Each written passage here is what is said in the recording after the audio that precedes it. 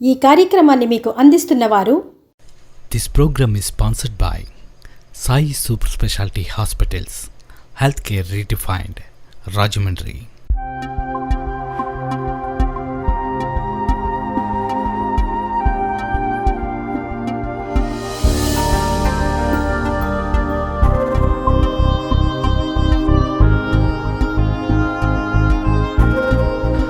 సకల సౌకర్యాలతో కూడిన అత్యాధునిక వైద్యం అందరికీ అందుబాటులో ఇప్పుడు మన రాజమండ్రిలో Sai super speciality hospitals, health care redefined, Rajahmundry. ఇది రాజమండ్రిలో జిఎస్ఎల్ ట్రస్ట్ క్యాన్సర్ హాస్పిటల్. ఇక్కడ అన్ని రకాల క్యాన్సర్లను నిర్ధారించి నయం చేసే అనుభవజ్ఞులైన డాక్టర్లు ఉన్నారు. క్యాన్సర్ నిర్ధారణకు, చికిత్సకు అత్యంత అధునాతనమైన పరికరాలు ఉన్నాయి. కీమోథెరపీ చేయించుకునే రోగి హాస్పిటల్లో ఉండిపోనవసరం లేదు. ప్రత్యేకంగా రూపొందించిన ఎలక్ట్రానిక్ చైర్లో కొద్ది గంటల పాటు కీమోథెరపీ తీసుకుని అదే రోజు ఇంటికి వెళ్లిపోవచ్చు. రేడియో గామా కిరణాలతో క్యాన్సర్ ట్రీట్మెంట్ ఇవ్వడానికి అత్యంత అధునాతనమైన radiation oncology unit GSL trust cancer హాస్పిటల్లో మరో విశేషం. శస్త్రచికిత్సతో క్యాన్సర్లను నయం చేసే సర్జికల్ అంకాలజీ విభాగంలో సాటిలేని థియేటర్లు, సూపర్ స్పెషాలిటీ డాక్టర్లు ఈ హాస్పిటల్లో రోగులకు కొండంత అండ. లాభాపేక్ష లేని క్యాన్సర్ ట్రీట్మెంట్ కు 25 ఏళ్ల నమ్మకం. Rajahmundry GSL trust cancer hospital.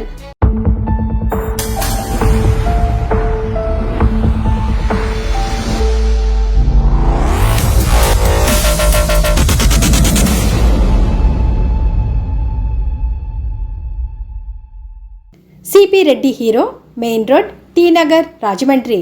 Cell 7797766389.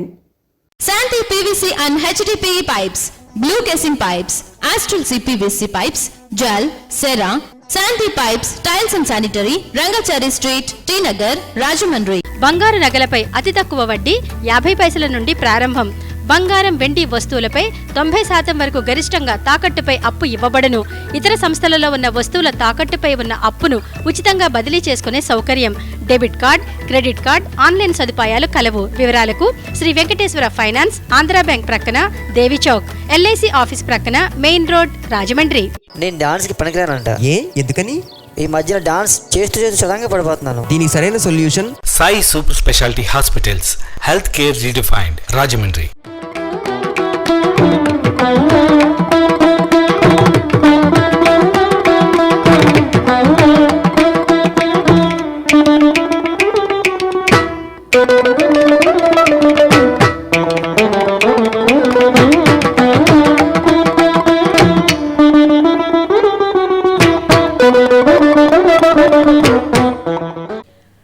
అత్యంత ప్రతిభావంతుడైనప్పటికీ ఉద్యోగం, ఉపాధి విషయంలో చేదు అనుభవం ఎదుర్కొన్నాడు ఆ రైతు బిడ్డ.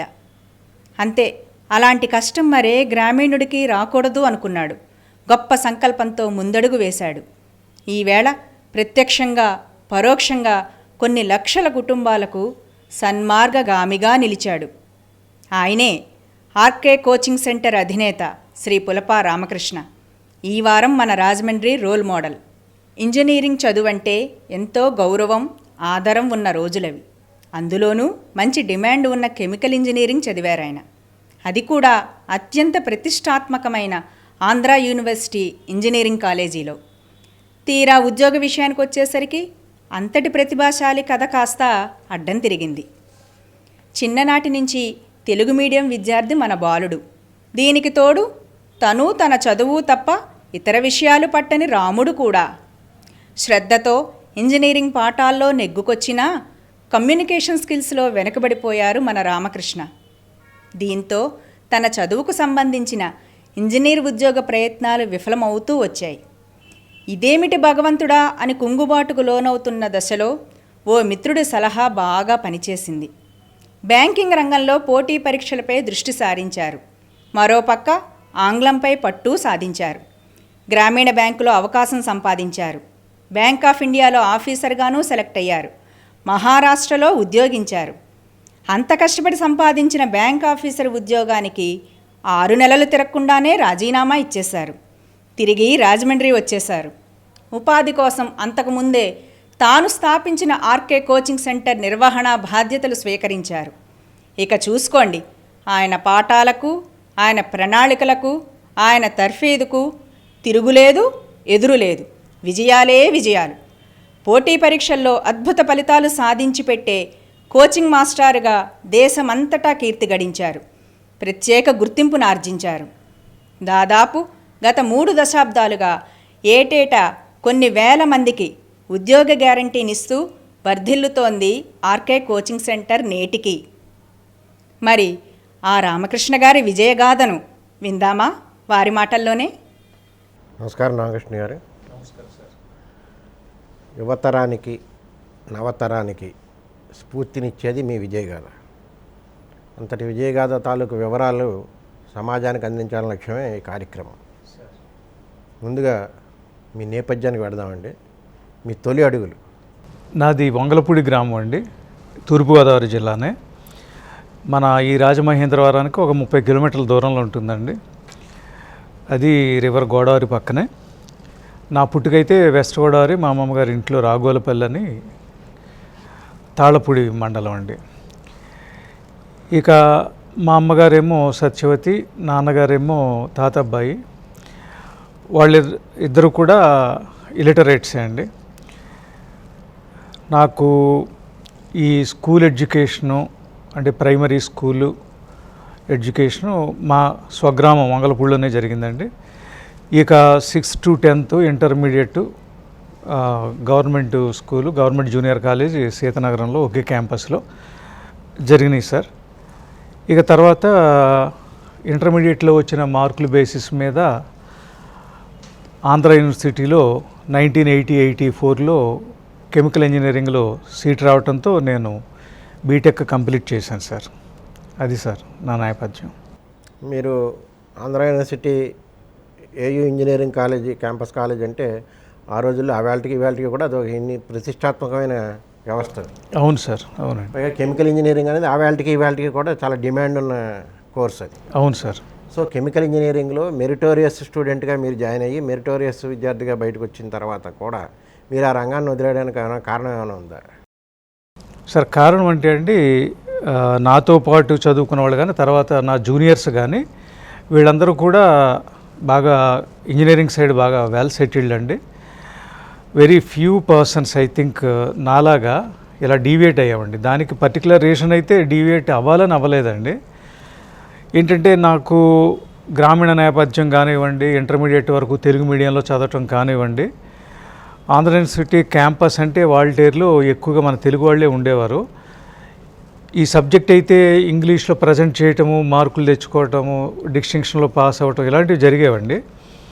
కాకపోతే కమ్యూనికేషన్ స్కిల్స్ నాకు చెప్పకపోవటం పెద్దగా డెవలప్ కాలేదు సార్. నాకు కమ్యూనికేషన్ స్కిల్స్ అవసరము మనకి అనేది కూడా రియలైజేషన్ నాకు రాలేదు సార్. దాంతో నేను ఇంజనీరింగ్ సైడ్ సెటిల్ అవ్వాలని ఉన్నా, చదివింది ఇంజనీరింగ్ గ్రాడ్యుయేషన్ కనుక అటువైపే నేను సెటిల్ అవ్వాలి అని అనుకున్నా కూడా ఈ రిటర్న్ ఎగ్జామ్స్ పాస్ అవ్వగలిగేవాడిని అండి. ఈ గ్రూప్ డిస్కషన్స్ ఇంటర్వ్యూని ఫేస్ చేయడంలో కొద్దిగా నా ఇబ్బందులు నాకు తలెత్తేవండి.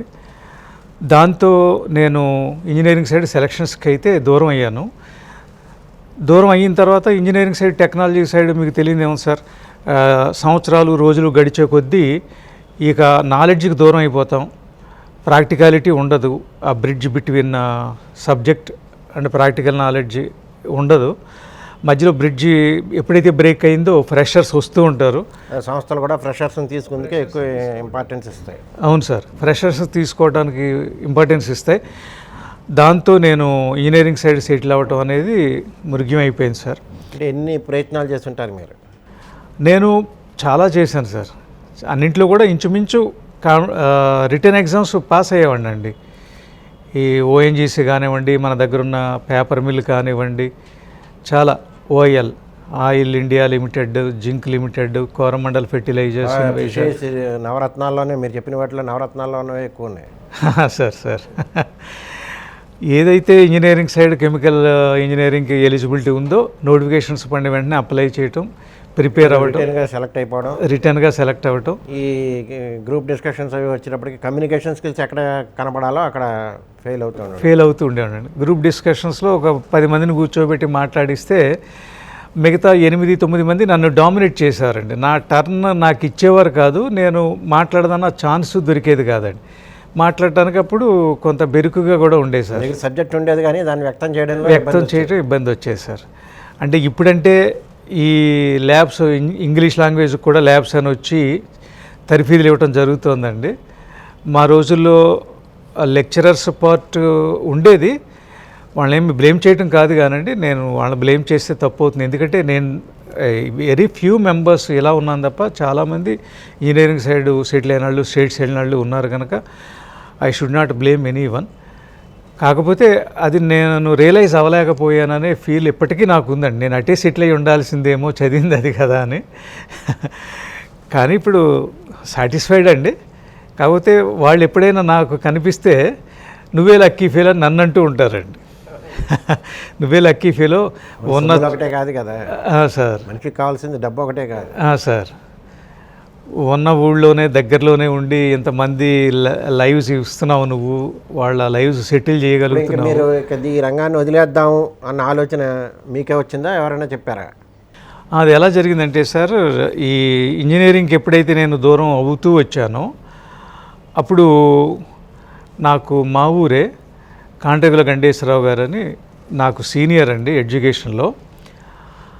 ఆయన నా పరిస్థితులు గమనించి, రామకృష్ణ ఇప్పుడు మనకి ఎనీ గ్రాడ్యుయేట్ ఈజ్ ఎలిజిబుల్ అనే ఎగ్జామ్స్ ఉంటాయి, రైల్వేస్ అని, బ్యాంక్స్ అని, స్టాఫ్ సెలక్షన్ కమిషన్ అని, నువ్వు అవి కూడా ట్రై చేయొచ్చు కదా, ఒక ఇంజనీరింగ్ సైడే అని ఎందుకు అనుకుంటున్నావు అన్నప్పుడు ఆయన మాట బేస్ చేసుకునండి నేను ఈ బ్యాంక్ ఎగ్జామ్స్, రైల్వే ఎగ్జామ్స్ రాయటం స్టార్ట్ చేశానండి. అవి ఆ ఎగ్జామ్స్ ఎలా ఉంటాయి, ఎంటైర్లీ డిఫరెంట్ అండి. టెక్నాలజీ ఉండదు అందులో సబ్జెక్టు. అది ఎలా ప్రిపేర్ అవ్వాలి ఏంటి అనేది ఇప్పుడున్న ప్లెంటీ ఆఫ్ మెటీరియల్ కానీ నెట్స్ కానీ అప్పుడు ఏమీ లేవు. దాంతో ఆయనే నాకు ఇచ్చిన సలహా ఏంటంటే, రాజమండ్రి స్టడీ సర్కిల్ అని మన రాజమండ్రిలోనే ఒక కాంపిటేటివ్ ఎగ్జామ్స్కి తర్ఫీదిస్తున్న కోచింగ్ సెంటర్ ఉంది.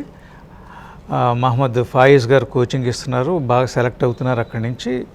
నువ్వు అక్కడ కోచింగ్ తీసుకో, నేను తీసుకుంటున్నాను అని చెప్పడం జరిగిందండి. జరిగిన తర్వాత నేను జాయిన్ అయ్యానండి.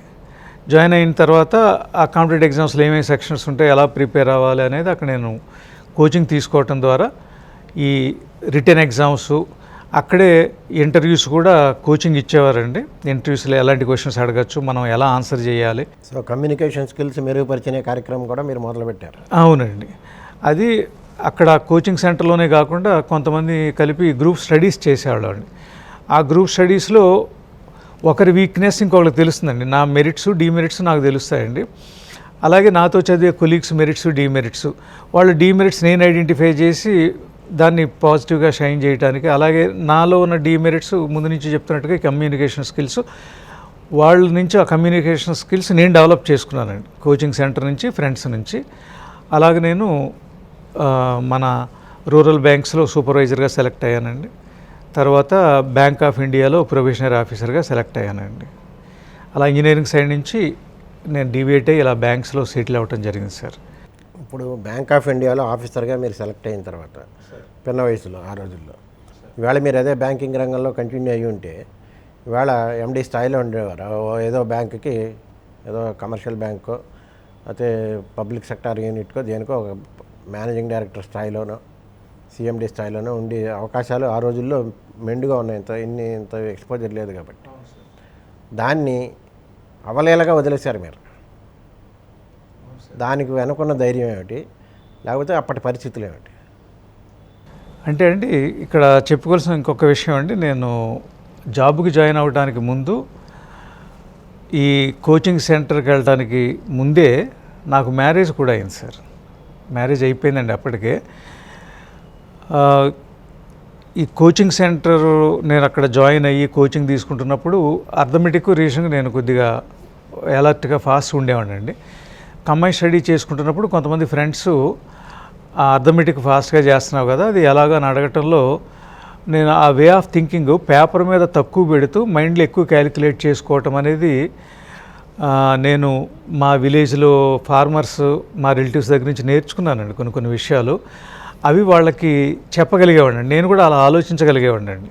అలా ఒక స్కూల్లో మనం ఒక అర్థమెటిక్ ప్రాబ్లము ప్రతి స్టెప్ ఎలాగైతే రాస్తామో అంత అక్కర్లేదు, 1 or 2 స్టెప్స్లో ప్రాబ్లం సాల్వ్ చేయొచ్చు, ఎక్కువ మైండ్లో ఆలోచించవచ్చు అనేది నా మైండ్లో ఫిక్స్ అయ్యి ఉందండి. నేను అలా ఫాస్ట్గా చేయటం చూసి వాళ్ళ క్యూరియాసిటీతో అడగటంతో వాళ్ళకి నేను నేర్పేవాడిని అండి.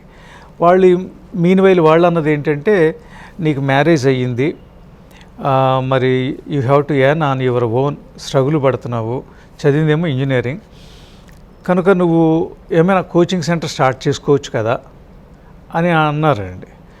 అంటే నాకు కూడా కరెక్టే, మ్యారీడ్ పర్సన్, అప్పటికి ఎర్నింగ్ లేదు అనే ఒక సైకలాజికల్ డిప్రెషన్స్ అండి. ఏదో ఒక వే మనం ఎర్న్ చేయాలి, చేయక తప్పదు అన్న ఉద్దేశంతో నేను కోచింగ్ సెంటర్ స్టార్ట్ చేశాను సార్. స్టార్ట్ చేసినప్పుడు వెరీ ఫ్యూ మెంబర్స్తో స్టార్ట్ చేశాను, వాళ్ళందరూ సక్సెస్ అవ్వటంతో అలా కోచింగ్ సెంటర్ రన్ అవుతూ వచ్చిందండి. ఆ తర్వాత నాకు ఈ బ్యాంక్ ఆఫ్ ఇండియాలో ఆఫీసర్గా జాబ్ రావడం జరిగింది సార్. నేను జాబ్లో సెటిల్ అవ్వాలనే ఒక స్ట్రాంగ్ ఫీలింగ్తో ఉన్నాను కనుక నేను వెళ్ళి జాయిన్ అయ్యానండి. జాయిన్ అయితే ఇక్కడ స్టూడెంట్స్ కానీ, నాకు సలహా ఇచ్చిన వాళ్ళు కానీ, ఇప్పుడు అక్కడ జాబ్ చేసిన ఒక్కడే కదా బాగుపడేది, ఇక్కడ ఇంతమంది బాగా సెలెక్ట్ అయ్యారు కనుక నువ్వు ఎందుకు వెనక్కి రాకూడదు, కోచింగ్ సెంటర్ ఎందుకు కంటిన్యూ చేయకూడదు, కొంతమందికి జీవితాలు ఇవ్వచ్చు కదా అని వాళ్ళు అనటం అండి. తర్వాత ఇండైరెక్ట్గా ఇంకొక స్ట్రాంగ్ రీజన్ ఏంటంటే, నా వైఫ్ కూడా ఎక్కడ మహారాష్ట్ర అండి, ధూలియా అనే సిటీలో వచ్చింది నాకు జాబు. ఆమె కూడా మనం ఇక్కడికి వచ్చి జాబ్ చేయాలా, కోచింగ్ సెంటర్ బాగానే నడుస్తుంది కదా, అదే కంటిన్యూ చేసుకోవచ్చు కదా అని ఆమె అనటము, ఇవన్నీ నాకు స్ట్రాంగ్గా మైండ్లో పనిచేసినాయి సార్. పనిచేసి సరే నేను రాజమండ్రి తిరిగి వచ్చి నేను అందులో షైన్ అవ్వగలను అని ఒక కాన్ఫిడెన్స్ ఉండి నేను వెనక్కి వచ్చి కోచింగ్ సెంటర్ కంటిన్యూ చేసుకుంటున్నాను సార్. ఇప్పుడు ఈ కోచింగ్ సెంటర్ టేక్ ఆఫ్ అవ్వడానికి ఎంతకాలం పట్టింది? మీరు ధైర్యంగా అక్కడ బ్యాంక్ ఆఫీసర్ పోస్ట్ని వదులుకుని మహారాష్ట్ర నుంచి ఇక్కడికి వచ్చేసారు. రాజమండ్రి సరే స్వగ్రామం, సొంత ప్రాంతం అని చెప్పి వచ్చారు. వచ్చిన తర్వాత ఈ కోచింగ్ సెంటర్ని టేక్ ఆఫ్ అవ్వడానికి ఎంత టైం పట్టింది? మీరు మళ్ళీ తిరిగి వచ్చేటప్పుడు స్టార్ట్ చేసేటప్పటికి ఎంతమంది ఉన్నారు? అది టేక్ ఆఫ్కి ఏ స్థాయికి వెళ్ళింది? అంటే నేను వదిలేసి వెళ్ళేటప్పటికి ఒక నియర్లీ 250-300 ఉండేవారండి. నేను వెళ్ళి వచ్చిన తర్వాత అది బిలో 100 ఉందండి. బిలో 100 ఉంటే ఈ డిటరియరేషన్ ఇదేంటి, మళ్ళీ ఇలాగ మనం పికప్ చేయాలని ఒక ఇది. మళ్ళీ మధ్యలో సార్ నేను మోడర్న్ ట్యూషన్ సెంటర్ మూర్తి గారి దగ్గర కూడా ఎర్నింగ్ కోసం నాకు టీచింగ్ ఫండమెంటల్గా నాకు టీచింగ్ ఇంట్రెస్ట్ సార్. అది ఎందుకు ఇంట్రెస్ట్ నాకు తెలీదు. ఈ హై స్కూల్ స్టేజ్లో కూడా ఈ మ్యాథ్స్ కొద్ది డల్గా ఉండేవాళ్ళు నన్ను ఈ ప్రాబ్లం చెప్పు, ఈ సొల్యూషన్ ఎలా వచ్చింది అని టీచర్ చెప్పినప్పుడు అర్థం కాకపోతే కనుక ఆ తీరిక సమయాల్లో నన్ను అడుగు తెలుసుకున్నారు సార్. దాంతో నాకు టీచింగ్ అంటే ఒక ఇంట్రెస్ట్ క్రియేట్ అయిందండి. ఆ ఇంట్రెస్ట్ క్రియేషన్తో వీ హ్యావ్ టు ఎర్న్ అనే ఫీల్డ్తో మోడర్న్ ట్యూషన్ సెంటర్కి వెళ్ళానండి. వెళ్తే ఆ రోజుల్లో నాకు 1 అవర్కి 10 రూపీస్ ఇచ్చేవారు సార్. అప్పటికే అది ఎక్కువ. నేను ఆ మూర్తి గారికి, ఆయన భార్య చాలా లక్ష్మి గారు బాగా చూసుకునేవారు సార్. వాళ్ళకి ఈ మహమ్మద్ ఫాయిజ్ గారికి ఈ సందర్భంగా నేను కృతజ్ఞతలు తెలుపుకోవాలి సార్. అక్కడ ఆ టీచింగ్ నేను వెనక్కి వచ్చేటప్పుడు కూడా అనుకున్నానండి, మళ్ళీ నేను కావాల్సి ఎంటీసీలు అడిగితే నాకు మళ్ళీ ప్లేస్మెంట్ ఉంటుంది, ఈ కోచింగ్ సెంటరు, లేదా నేను మ్యాథ్స్ బాగానే చెప్పగలుగుతానని ఒక మోస్తరు కాన్ఫిడెన్స్ ఏదైనా ప్రైవేట్ స్కూల్లో ఆర్ జూనియర్ కాలేజీలో అయినా పని చేసుకొని నేను ఎర్న్ చేయగలను అనే ధైర్యంతో వెనక్కి వచ్చాను సార్. వచ్చేటప్పటికి ఇనిషియల్గా అప్పటికే హెడ్ లేరు ఇక్కడ, అర్థమెటిక్ చెప్పే వ్యక్తి జాబ్కి వెళ్ళిపోయారు అనుకోవడంలో స్టూడెంట్స్ తగ్గుతూ వచ్చారండి. మళ్ళీ నేను వచ్చిన తర్వాత ఆ వార్త మౌత్ టు మౌత్ పబ్లిసిటీ అయింది సార్. పబ్లిసిటీ అవడంతో మళ్ళీ 1 by 1 జాయిన్ అవడంతో మళ్ళీ ఆ పాత రోజులకు రావటం, ఆ సంఖ్య ఇంకా పెరగటం నాలో కొత్త ఉత్సాహాన్ని రేకెత్తించింది సార్. ఇప్పుడు 100 లోపు పడిపోయింది స్ట్రెంత్. మీరు వచ్చి మళ్ళీ ఉద్యోగం వదులుకొని వచ్చి మళ్ళీ కోచింగ్ సెంటర్ని కంటిన్యూ చేశారు. ఇది చేసినప్పుడు మొదలెట్టినప్పుడు సక్సెస్ రేట్ ఎంత పర్సెంటేజ్ ఉండేది? దాని పీక్కి ఎంత రేటుకి తీసుకెళ్ళారు సక్సెస్ రేట్? అంటే మన దగ్గర కోచింగ్ తీసుకున్న వాళ్ళలో ఎంత పర్సెంటేజ్ సెలక్షన్కి అర్హులయ్యేవారు? సెలక్షన్ అంటే అండి 30-40% అయ్యేవారండి. అది కూడా మనకి కంబైన్ స్టడీస్ ద్వారా ఈ కోచింగ్ సెంటర్లు ఇస్తున్న తర్ఫీదు కానివ్వండి, ప్లస్ కంబైన్ స్టడీ ఒకటి, వాళ్ళ డౌట్లు ఎప్పటికప్పుడు క్లారిఫై చేయటం, 30% to 40%, ఒక్కొక్కసారి అయితే అది 70 to 80% ఆఫ్ ద స్టూడెంట్స్ కూడా సెలెక్ట్ అయిన సందర్భాలు ఉన్నాయండి. So on an average above 50. Above 50 అండి. అది ఒకసారి ఒక డౌట్ కూడా దారి తీసింది సార్.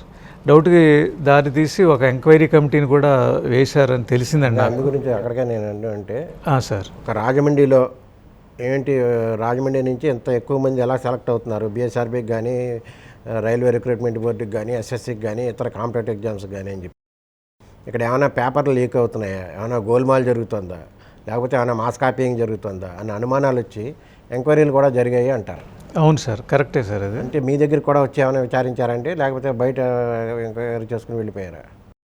అంటే నా దగ్గరికి డైరెక్ట్గా రాలేదు సార్. ఇక్కడున్న జూనియర్ కాలేజెస్, ఆర్ట్స్ కాలేజ్, వీటి కాలేజీ లెక్చరర్స్ని, అక్కడ ప్రిన్సిపాల్స్ని కలిసి ఎంక్వైరీ చేశారని ఆ లెక్చరర్స్ ద్వారా నాకు తెలిసింది సార్, ఇలా వచ్చారు అని తెలిస్తే వాళ్ళు చెప్పి ఇన్స్టిట్యూట్స్లో ఎక్కడ మాస్ కాపీయింగ్లు అవి జరగట్లేదని నిర్ధారించుకున్నారు. ఎగ్జామ్ సెంటర్స్లో ఎక్కడైనా పేపర్ లీకేజ్లు ఏమైనా జరుగుతున్నాయా, కోచింగ్ సెంటర్ ఏమైనా పర్చేజ్ చేస్తుందా, స్టూడెంట్స్ నుంచి ఏమైనా కలెక్ట్ చేసి వాళ్ళకి ఏదో with in hours question and answers చెప్పడం జరుగుతుందా, ఇలాంటి డౌట్స్ వచ్చినాయి అంట సార్. అలా జరగట్లేదు.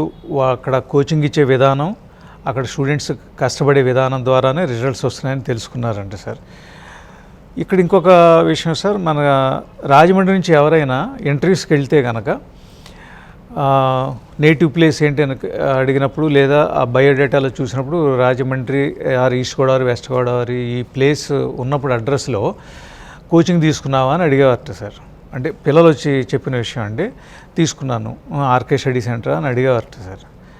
అంత నేమ్ అండ్ ఫేమ్. ఇప్పుడు మీరు రాజమండ్రి, ఉభయ గోదావరి జిల్లాలు చుట్టుపక్కల తెలుగు వాళ్ళే కాకుండా ఇతర రాష్ట్రాల నుంచి కూడా చాలా చోట్ల నుంచి మన దగ్గర కోచింగ్ వస్తున్నారు, వచ్చారు కూడా కదా. అవును సార్, అవునండి. వాళ్ళు కూడా రాజమండ్రి సెంటర్ ఆఫ్ చేసుకోవడమో, లేకపోతే వాళ్ళు ఇక్కడ కోచింగ్ తీసుకుని వెళ్ళడం జరిగింది. అవును సార్. సో అసలు అనుమానం రావడానికి ఇతర రాష్ట్రాల వాళ్ళు కూడా ఇక్కడికే వచ్చి కోచింగ్ తీసుకుంటున్నారు, ఇక్కడ రాజమండ్రిలో ఏమైనా లీక్ అవుతున్నాయా ఏమిటి అన్న అనుమానం రావడానికి అది కూడా కారణం. అవును సార్, అవునండి. సో వాళ్ళు ఇతర ప్రాంతాలకు కూడా, అంటే మీకు దేశవ్యాప్తంగా రాజమండ్రి ఆర్కే కోచింగ్ సెంటర్ అనేది విస్తరించింది. అవును సార్. ఒక నేమ్ అండ్ ఫేమ్కి వెళ్ళింది. ఆ రిజల్ట్ మీరు అన్నట్టుగా 70 to 80% కూడా వెళ్ళిన సందర్భాలు ఉన్నాయి.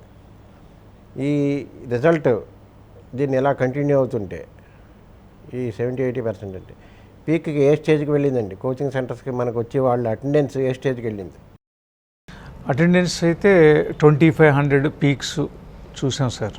2500 బ్యాచ్ అంటే railways, bank exams, staff selection commission కలిపి నియర్లీ 3000 ఎట్ ఏ టైం ఉండేవారండి. 3000 క్యాండిడేట్స్ మన దగ్గర కోచింగ్కి వచ్చేవారు. అవునండి. అంటే ఒక సీజన్లో. సార్. సంవత్సరానికి ఎన్ని సీజన్లు ఉంటాయండి అలాంటివి? 3 సీజన్స్ అండి. ఇప్పుడు వాటిని 2 చేయగలిగామండి, ఎందుకంటే ఎగ్జామ్స్ స్టాండర్డ్స్ బాగా పెరగటం జరిగిందండి. అప్పట్లో అయితే 3 months 4 monthsకి బ్యాచ్ ఫినిష్ చేయగలిగేవాళ్ళం అండి. ఇప్పుడు 5 to 6 months అయితే కానీ ఒక సాటిస్ఫైడ్ కోచింగ్ వెళ్ళలేకపోతున్నాం సార్. దాంతో ఇయర్లీ హార్డ్లీ 2 batches వెళ్తాయండి. ఇప్పుడు ఇది ఈ విధంగా పెరిగి 3000 వరకు వెళ్ళింది సార్. చాలామంది ఇప్పటి వరకు మీ అంచనా ప్రకారం ఈ మెయిన్ ప్రధానంగా బ్యాంకింగ్లో మంచి ఇది వచ్చింది. అవును సార్. అలాగే ఆర్ఆర్బి, స్టాఫ్ సెలక్షన్ కమిషన్, ఇతర కాంపిటేటివ్ ఎగ్జామ్స్, బీఈడీలు ఇలాంటివన్నీ చాలా ఉన్నాయి కదా సార్. వీటిల్లో ఇప్పటివరకు మీ అంచనా ప్రకారం ఎన్ని వేల జీవితాల్లో ఆర్కే వెలుగులు కనబడుతూ ఉంటాయి, వికసిస్తుంటాయని మీ ఉద్దేశం, మీ అంచనా?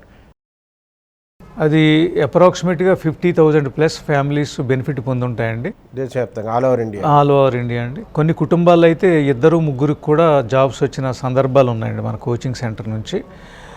ఏమైనా పనుండి ఎప్పుడైనా నేను ఒక బ్యాంక్ బ్రాంచ్కి వెళ్తే ఒక 3-4 స్టూడెంట్స్ వచ్చి నన్ను పలకరించడం జరుగుతుందండి. మీ దగ్గర బ్యాంక్ బ్రాంచ్ పని ఉండి ఇక్కడ మీరు వెళ్ళడమే కాకుండా, అవునండి, ఆల్ ఓవర్ ఇండియా విస్తరించున్నారు కాబట్టి మీరు. అవునండి.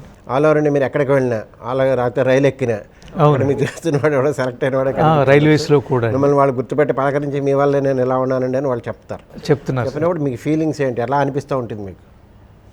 మీరు ఒక్కరో ఉన్నప్పుడు ఎలా అనిపిస్తూ ఉంటుంది, కుటుంబంతో కలిసి ప్రయాణం చేస్తున్నప్పుడు వాళ్ళు అలా చెప్పినప్పుడు ఎలా అనిపిస్తుంది?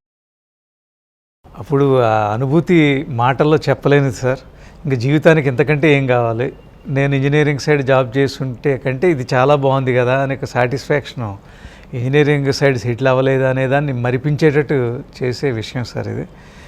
చాలా ఎటర్నల్ సాటిస్ఫాక్షన్ అంటే అది వర్ణనాతీతం సార్. అలాగే మీ పనులు ఈజీ అయిన సందర్భాలు ఏమైనా ఉన్నాయా? మీరు ఎక్కడికో పెడతారు, మీరు అనుకోదు, మీరు అక్కడ ఉంటారని మీకు తెలియదు, మీ శిష్యుడే అక్కడ ఉంటాడని మీరు అనుకోరు, కానీ అక్కడ ఉంటాడు. అతని వల్ల మీ పనులు ఈజీ అయిన సందర్భాలు ఏమైనా ఉన్నాయా? ఉన్నాయి సార్. అంటే నేను అక్కడ నా స్టూడెంట్స్ ఉంటారు, వాళ్ళు నాకు పని ఈజీగా చేయాలి అనే ఆ కోరిక ఉండదు కానండి. మీకు తెలియదు అసలు వాళ్ళ తెలియదండి. నేను వెళ్ళినప్పుడు వాళ్ళు మిగతా కస్టమర్స్ కంటే నన్ను సెపరేట్గా చూస్తే నేనే వద్దంటానండి. నన్ను మామూలుగా చూడండి, వద్దు నాకు స్పెషల్ ట్రీట్మెంటు అంటే, లేదు సార్ అదిగా సార్ మీరు బిజీ కదా అండి, రండి డైరెక్ట్గా మేనేజర్ గారి దగ్గర తీసుకెళ్తాము అని అక్కడ వర్క్ ఫాస్ట్గా చేయించడాలు జరుగుతున్నాయి సార్. అది కించెత్తు బాధగానే ఉంటుందండి. మిగతా కస్టమర్స్ వాళ్ళు ఏమనుకుంటున్నారు, బాధతో పాటు అది ఒక ప్రివిలేజ్ కింద కూడా భావించవచ్చు కదా. భావించవచ్చు. అది కూడా ప్రివిలేజే కదా. అంటే నేను ఒక కామన్ మ్యాన్గా ఉండటానికి ఇష్టపడతాను. అది తెలుస్తూనే ఉంటుంది ఎప్పుడు కూడా. మీరు ఇంజనీరింగ్ సెలెక్ట్ అవ్వడం కూడా ఒక రకంగా ఇంకో రకంగా చెప్పాలన్నా అదృష్టమే. మీరు సెలెక్ట్ అయి ఉంటే ఇంత ఈ ప్రాంతానికి ఇంత ఇది వచ్చుండేది కాదు, ఇంతమందికి ఉపాధి అవకాశాలు లభించుండేవి కాదు కదా. వేరే ఎక్కడికో పోవాలి మళ్ళీ. అదంతా దైవలేదు సార్, అంతే. ఇదే సార్ తర్వాత మీరు మీ సక్సెస్ ఈ కోచింగ్ సెంటర్, రామకృష్ణ గారు కోచింగ్ సెంటర్, ఆర్కే సెంటర్ స్ఫూర్తితోటి దేశవ్యాప్తంగా చాలా సెంటర్స్ వచ్చాయి. అవును సార్. అందులో మీ శిష్యులు కూడా ఎవరైనా ఉన్నారా? అసలు వాళ్ళ సక్సెస్ రేట్ ఏమాత్రం ఎన్ని సెంటర్స్ మీ స్ఫూర్తితో వచ్చి ఉంటాయని మీరు భావిస్తున్నారు? అంటే ఇంచుమించు మన ఆంధ్ర తెలంగాణలో కొన్ని కోచింగ్ సెంటర్లు కూడా మన దగ్గర కోచింగ్ తీసుకుని వెళ్ళిన స్టూడెంట్స్ అండి, వాళ్ళు బ్యాంక్ జాబ్ చేసుకుంటూ కూడా కోచింగ్ సెంటర్లు వాళ్ళ రిలేటివ్స్తో రన్ చేస్తూ ఉన్నాయండి. చాలా చోట్ల ఉన్నాయండి. ఇంకా ఏంటంటే అండి, మన దగ్గర కోచింగ్ తీసుకుని వెళ్ళిన వాళ్ళు, నేను క్లాసులో కూడా అదే చెప్తానండి, మీరు సివియర్గా తీసుకుంటే గవర్నమెంట్ జాబ్ వస్తుంది, bank, railway, or SSC, or police department something టీచర్గానో, లేదా మీరు ఈ నాలెడ్జ్ ఎక్వైర్ చేసుకుంటే కోచింగ్ సెంటర్ పెట్టుకోండి, నా పక్కనే పెట్టుకోండి, పర్వాలేదు, ఎందుకంటే అందరం బ్రతకాలి అని. అది ఈ మధ్యన ఇంజనీరింగ్ కాలేజెస్ ఎక్కువ అయ్యండి. సిఆర్టీ క్యాంపస్ రిక్రూట్మెంట్ ట్రైనింగ్ సెంటర్స్లో ఈ అర్థమెటిక్ రీజనింగ్ ఇలాంటి సబ్జెక్టు, లాజికల్ రీజనింగ్ చెప్పాల్సి వస్తుందండి వాళ్ళకి. మీరు అలాంటి చోట్లకి వెళ్ళి పనిచేసిన థౌజండ్స్ ఆఫ్ రూపీస్ మీకు శాలరీస్ వస్తాయి, మీ అంతటా మీరు బ్రతకగలుగుతారు. ఒకవేళ బ్యాంకులో జాబ్ రావాలని ట్రై చేయండి, వస్తుంది, రాలేదా ఎలాగైనా మీరు బ్రతకచ్చు అని చెప్పడంతో కూడా చాలా ఇంజనీరింగ్ కాలేజీల్లో సిఆర్టీ లెక్చరర్స్ మన స్టూడెంట్సే సార్. చాలా ఇంజనీరింగ్ కాలేజెస్. అవునండి, చాలా ఇంజనీరింగ్ కాలేజెస్ అంటే నాకు గుర్తొచ్చింది. ఇంజనీరింగ్ కాలేజెస్ ఇవాళ మామూలు డిగ్రీ కాలేజెస్ కంటే ఎక్కువగా వచ్చేసాయి, విపరీతంగా ఇంజనీర్లు బయటకు వచ్చేస్తున్నారు. అవును సార్. వాళ్ళ దగ్గర ఏ స్కిల్స్ ఉండట్లేదు. అవును సార్. అవునండి. ఇప్పుడు మీరు చదువుకునే రోజుల్లో మెరిట్ మీద వెళ్ళినా సరే కూడా కమ్యూనికేషన్ స్కిల్స్ లేవన్న కారణంతో మీరు చాలా ఇబ్బందులు పడ్డారు. అవునండి. ఇవాళ వాళ్ళకి కమ్యూనికేషన్ స్కిల్సే వాళ్ళ ఇంజనీరింగ్ రంగంలోనూ ఏంటంటే చాలా ఇంజనీరింగ్ కాలేజీలో ఫ్యాకల్టీలు కూడా సరైన వాళ్ళు ఉంటారు. మళ్ళీ ఇంజనీరింగ్ చదివిన వాడే ఏ ఉద్యోగం రాకపోతే అక్కడ ఫ్యాకల్టీ కింద వచ్చే పరిస్థితులు వచ్చాయి. అవును సార్. ఇలాంటి పరిస్థితుల్లో వాళ్ళకి మీరు ఇచ్చి ఇప్పుడు కమ్యూనికేషన్ స్కిల్స్ అంటారా, ప్రతివాడికి చిన్నప్పటి నుంచి వాడు ఇంగ్లీష్లో పోయడం అలవాటు చేసుకున్నాడు కాబట్టి ఇంగ్లీష్ మీడియం, అయితే ఇంటర్మీడియట్ వరకు తెలుగు మీడియం. అవును. నేనైతే జీవితం అంతా తెలుగు మీడియం సార్. ఏమండి, అంచేత వాళ్ళ పరిస్థితి ఏమిటి? వాళ్ళకి మీరు ఇచ్చి ఇదేమిటి? ఇప్పుడు ఇంజనీరింగ్లో ఇప్పుడు మీరు ఒక ఇంజనీర్గా, సక్సెస్ఫుల్ ఇంజనీర్గా అంటే చదువు వరకు సార్, నేను ఉద్యోగం చేయడం అనేది కాకుండా చదువులో మెరిటోరియస్ ఇంజనీర్ మీరు. అవును సార్. అలాంటి ఇంజనీర్గా వాళ్ళకి మీరు ఇచ్చే సలహా ఏమిటి? అంటే ఇప్పుడు ఎక్కువగా మీరు అన్నట్టు ఇంజనీరింగ్ కాలేజెస్ ఎక్కువ అవటం అండి. ఒకప్పుడు ఇంజనీరింగ్ చదువుతున్నాను అని చెప్పుకోవడం గొప్పగా ఉండేదండి. ఒక ఊరి నుంచి వాడు ఇంజనీరింగ్కి వెళ్ళాడట, ఫలానా ఇంజనీరింగ్ కాలేజీలో చదువుతున్నాడు అని చెప్పుకోవటం గొప్పగా ఉండేది sir. Even 10th class first క్లాస్లో పాస్ అయ్యాడంటే అబ్బాయి అని చెప్పుకోవటం చాలా గర్వంగా ఉండేదండి. ఇప్పుడు అవన్నీ ఈజీ అయినాయండి. ఎవరిని టచ్ చేసినా కంప్యూటర్ సైన్స్, ఇంజనీరింగ్ చదువుతున్నానని చెప్పేవాళ్ళు ఎక్కువయ్యారండి, బీకామ్, బీఎస్సీ చదివేవాళ్ళ కంటే అండి. అంటే ఇప్పుడు ఫండమెంటల్గా డిగ్రీ అనేది ఏదో ఒకటి కావాలి సార్. అది బీకామా, బీఏ, బీఎస్సీనా, బీటెక్ అనేది నాట్ నెసరీ అయిపోయిందండి. అయితే చదివేటప్పుడు ఎక్కువగా ఐక్యూ లెవెల్స్ తక్కువ ఉన్న ఇంజనీరింగ్ సీట్ రావటము, వెళ్ళటము, ఆ వెళ్ళిన తర్వాత కూడా అండి వీళ్ళు ఏం చేస్తున్నారంటే లైఫ్ని ఎంజాయ్ చేయడానికి నేను ఇంజనీరింగ్ చదివేస్తున్నా, నేను ఇంజనీర్ అయిపోయాను అన్న ఫీలింగ్ అక్కడే వాళ్ళకి పడిపోతుందేమో అని నా డౌట్ అండి. ఎందుకంటే జీవితం అనేది ఇంకా ముందు చాలా ఉంది. లైఫ్లో మనం స్ట్రగుల్ పడాల్సిన స్టేజ్ వస్తుంది ఇప్పుడు ఎంజాయ్ చేస్తే. అనేది వాళ్ళకి ఏ మాత్రం ఒక లెక్చరర్స్ ద్వారా కానివ్వండి, పేరెంట్స్ లేదా సొసైటీ నుంచి కానివ్వండి, మీడియా ద్వారా కానివ్వండి, ఒక అవేర్నెస్ వస్తే వాళ్ళు డేలో 1 or 2 hours వాళ్ళ కోసం వాళ్ళ భవిష్యత్తు కోసం వాళ్ళు ఖర్చు పెట్టుకోగలిగితే అండి మంచి రిజల్ట్స్ వస్తాయి సార్. అది ఇప్పుడు మీరు అన్నట్టు టెక్నాలజీ బాగా పెరిగింది, కమ్యూనికేషన్ స్కిల్స్ బాగా పెరిగినాయి, వాళ్ళ ముందు అన్ని అవకాశాలు ఉన్నాయండి. ఉపయోగించుకోలేకపోతే అది వాళ్ళ తప్పే అవుతుందండి. అయితే ఇప్పుడు సొసైటీ, పేరెంట్స్, లెక్చరర్స్ ఒక కన్నేసి వాళ్ళని కాపాడుకోవాల్సిన బాధ్యత అయితే ఉందండి. నా భావన అది sir. This program is sponsored by Sai Super Specialty Hospitals, Healthcare Redefined, Rajamundry. నీ లంచ్ బాక్స్ రెడీ. హెల్త్ బాగాలేదు మమ్మీ, ఈరోజు స్కూల్కి వెళ్ళను. ఈవినింగ్ హాస్పిటల్కి వెళ్దాం, ఈ పూటకు వెళ్ళు.